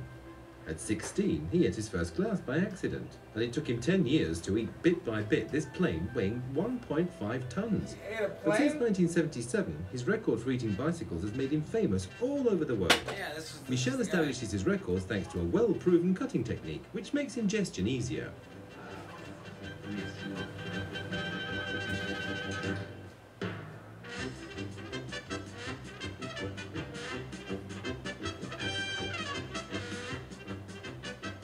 Mr. Eatall's abilities are exceptional. Just 20 minutes to eat all the spokes of a wheel and 40 to swallow the rim. Even Dr. Morzol, his doctor for nearly 25 years, can't work it out. We can't explain it. He's been examined from every angle by different doctors. With gastroenterologists, we've studied the passage of these ingredients into his blood and the modification that their absorption could bring about. But we've never found a valid medical explanation. Biopsies and blood tests have shown that his organism is just like anybody else's. In fact, it's more a mental problem. He's been doing this for nearly 30 years, so his organism's beginning to wear out. Aggressing his stomach and his intestines like this inevitably raises the question of survival, but we don't have an answer. He's a prototype. We just don't know what will happen. We can only put him on his guard. Marcel's also worried, but the great complicity she shares with her Michel and their marriage 2 years ago mean that she respects her husband's crazy way of life. Ooh.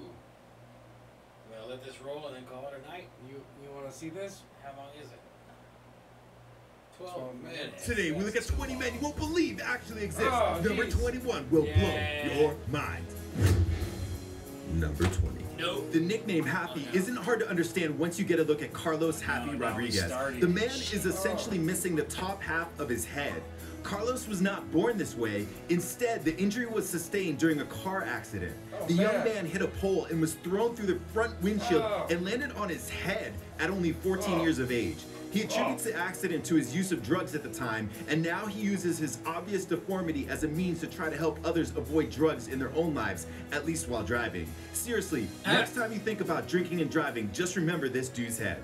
Number 19.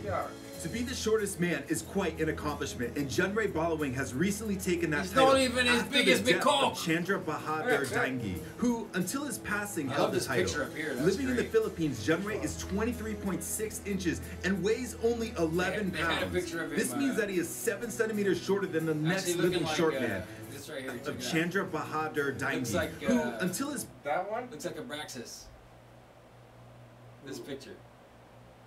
Oh, that guy? He was the shortest man. He's passed away. Oh, that's the old guy. That's the former. I don't know. You want to watch all these guys? 12 minutes. I think we should. I don't know. Spend our last bit with something better.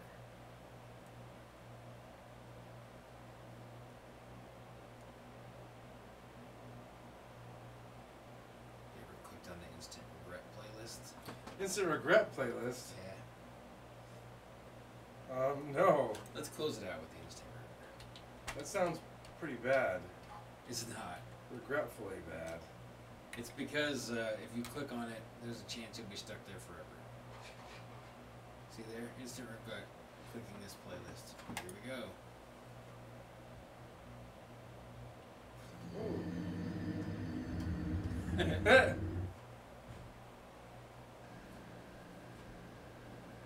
Off ramp.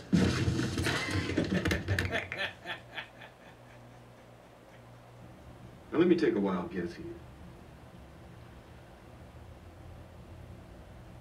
You're Brett, right? Correct. I thought so. I got into Yale Law School. Check out the big brain on Brett. It's the #1 law school in the country. You're a smart motherfucker, that's right. I had no connections there. I got there by busting my tail. Looks like me and Vincent caught you boys at breakfast. Sorry about that. Did you have it? Beer. I still like beer. You mind if I have some of your tasty beverage to wash this down? Sometimes I had too many beers, but I did not drink beer to the point of blacking out, and I never sexually assaulted anyone. Yes, you did! Yes, you did, Brett! He is warm, friendly, unassuming. He's the nicest person. I don't remember asking you a goddamn thing. This is a funny edit. Oh, I'm sorry. Did I break your concentration? What is up, guys? Here with another great glass review. Today I'm reviewing. Oh shoot! Oh shoot! Oh shoot! Oh shoot! Well, you know, at least the glass is okay. Whoa! Recently, and he was saying that China has total respect for Donald Trump and for Donald Trump's very, very large brain. He said Donald Trump, they don't know what to do. Never happened.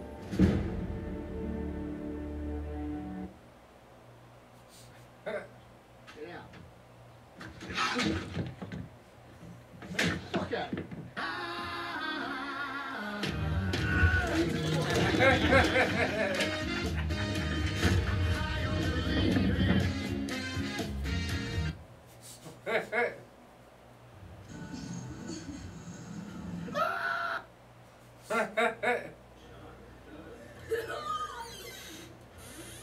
Where can a cowboy like me get some apple juice?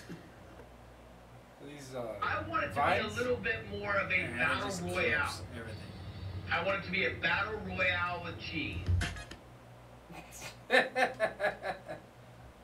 have you seen my phone? Yeah, I think it's in my handbag. Greetings.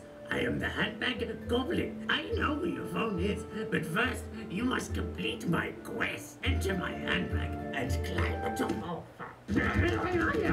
If you won't accept my quest, you must answer these riddles 3. What did... It's in the fucking car. Greetings. Cat, my window doesn't work.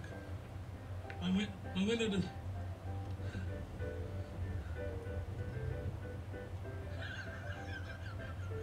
My window doesn't work.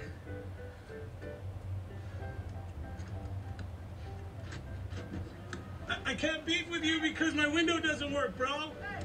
I can't beef with you because I have a piece of shit car, dude.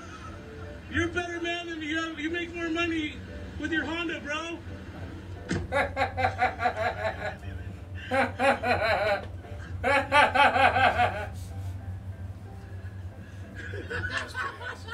guess slipped right up my alley. I freaked this kid out today. In the car? Yeah, on the way to work, or not to work, to go over to meet Nathan. He's got this huge, nice four-wheel drive older truck, not old like yours, but like 80s or whatever, you know, like 1970, 72 or something. And he's parked there. You know how my street is, like, you got a little jog to continue down the street, right? You know, you come to the end where Melrose is, and there's a little jog there. And he's parked right in the middle of the road.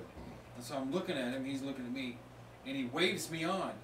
And I mean, I need to go forward, right? Yeah. So, so I pull up and stop next to him, and I roll down my window and I go, "You're right in the middle of the fucking road, bro!" And he's like, "Watch your language," and he drove away like all. It was really cute and funny. Like, I was kind of irritable anyway, already kind of having like a depressed, weird morning.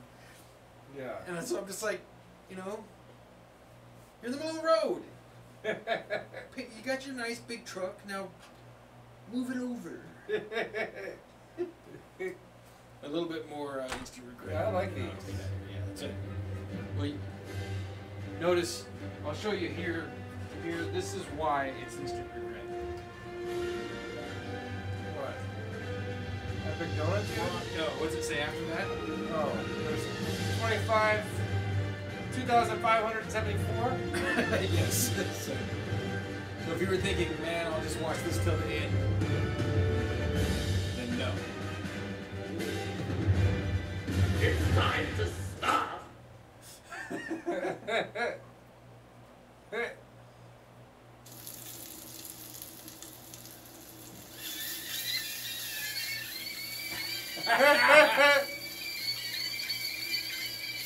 That's hella fun.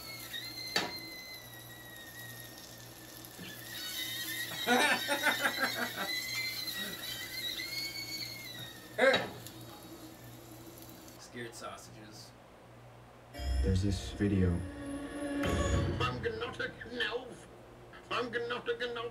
The second it's over, the phone rings. And this boy says, I'm a gnome, and you've been There's a hierarchy of memes. There's some that are memorable for a while, and then you forget them, and then there's some that are way more memorable, and then right at the top there are memes that you will never forget. What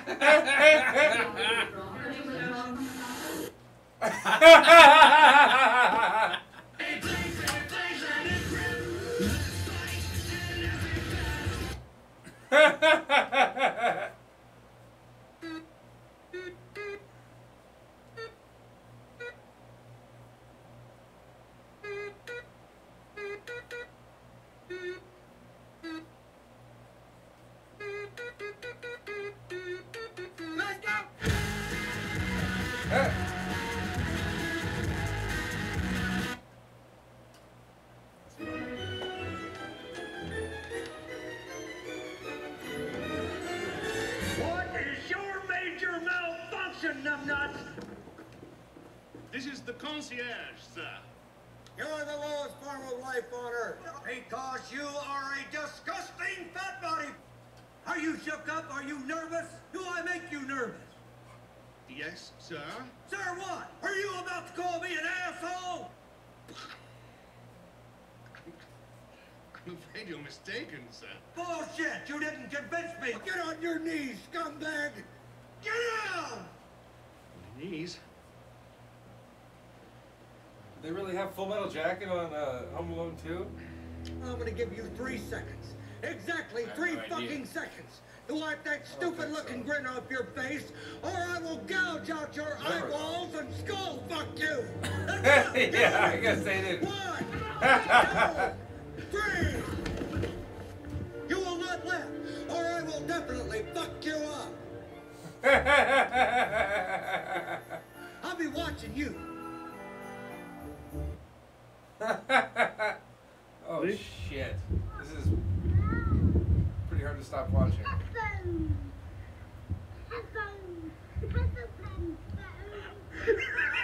What did he say? I don't know. Best part about shooting with Michael Bay? I don't know, a lot of people would say the action. But for me, it's the stillness, you know? It's like those quiet moments. The character, you sort of feel it, you're looking like you're lost in the character's eyes. Those are the moments for me, I think. Is that Ryan Reynolds? Ryan Reynolds. Did you say Braggett? Ryan Reynolds. Who are you? Braggett. I'm the trash man. I come out, I throw trash all over the ring, and then I start eating garbage.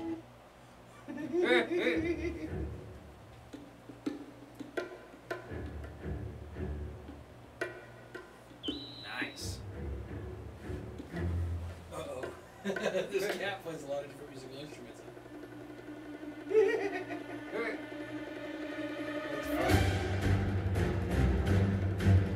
I've seen this cat, but I've never really followed the name with. So. Don't push this button. Because that will set off the bomb immediately and we'll all be dead. Now repeat back what I just said.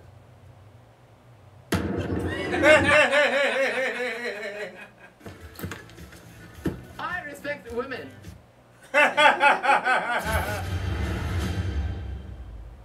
Pizza time. Pizza's so bad. Pizza's good. Delicious.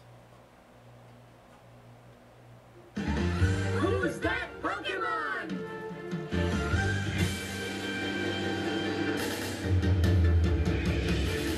I wanna be the very best, like no one ever was.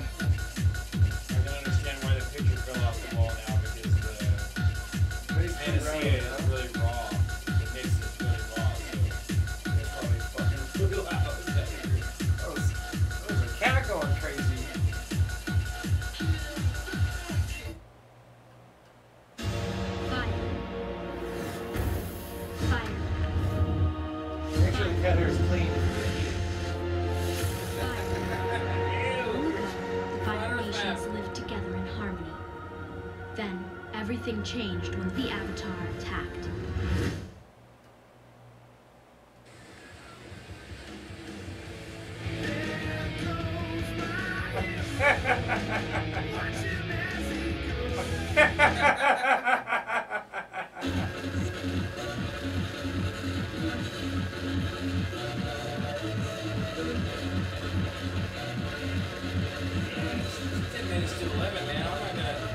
Stop this, but we're gonna have to tell everybody. Okay, bye. We're gonna keep watching the Instant Regret playlist. Bye. But we're gonna broke my nose. we're gonna stop streaming now. Thanks for joining us for number 23. We'll see you next week. Okay, bye. Thank you. Okay, bye. Okay, bye. Okay, bye.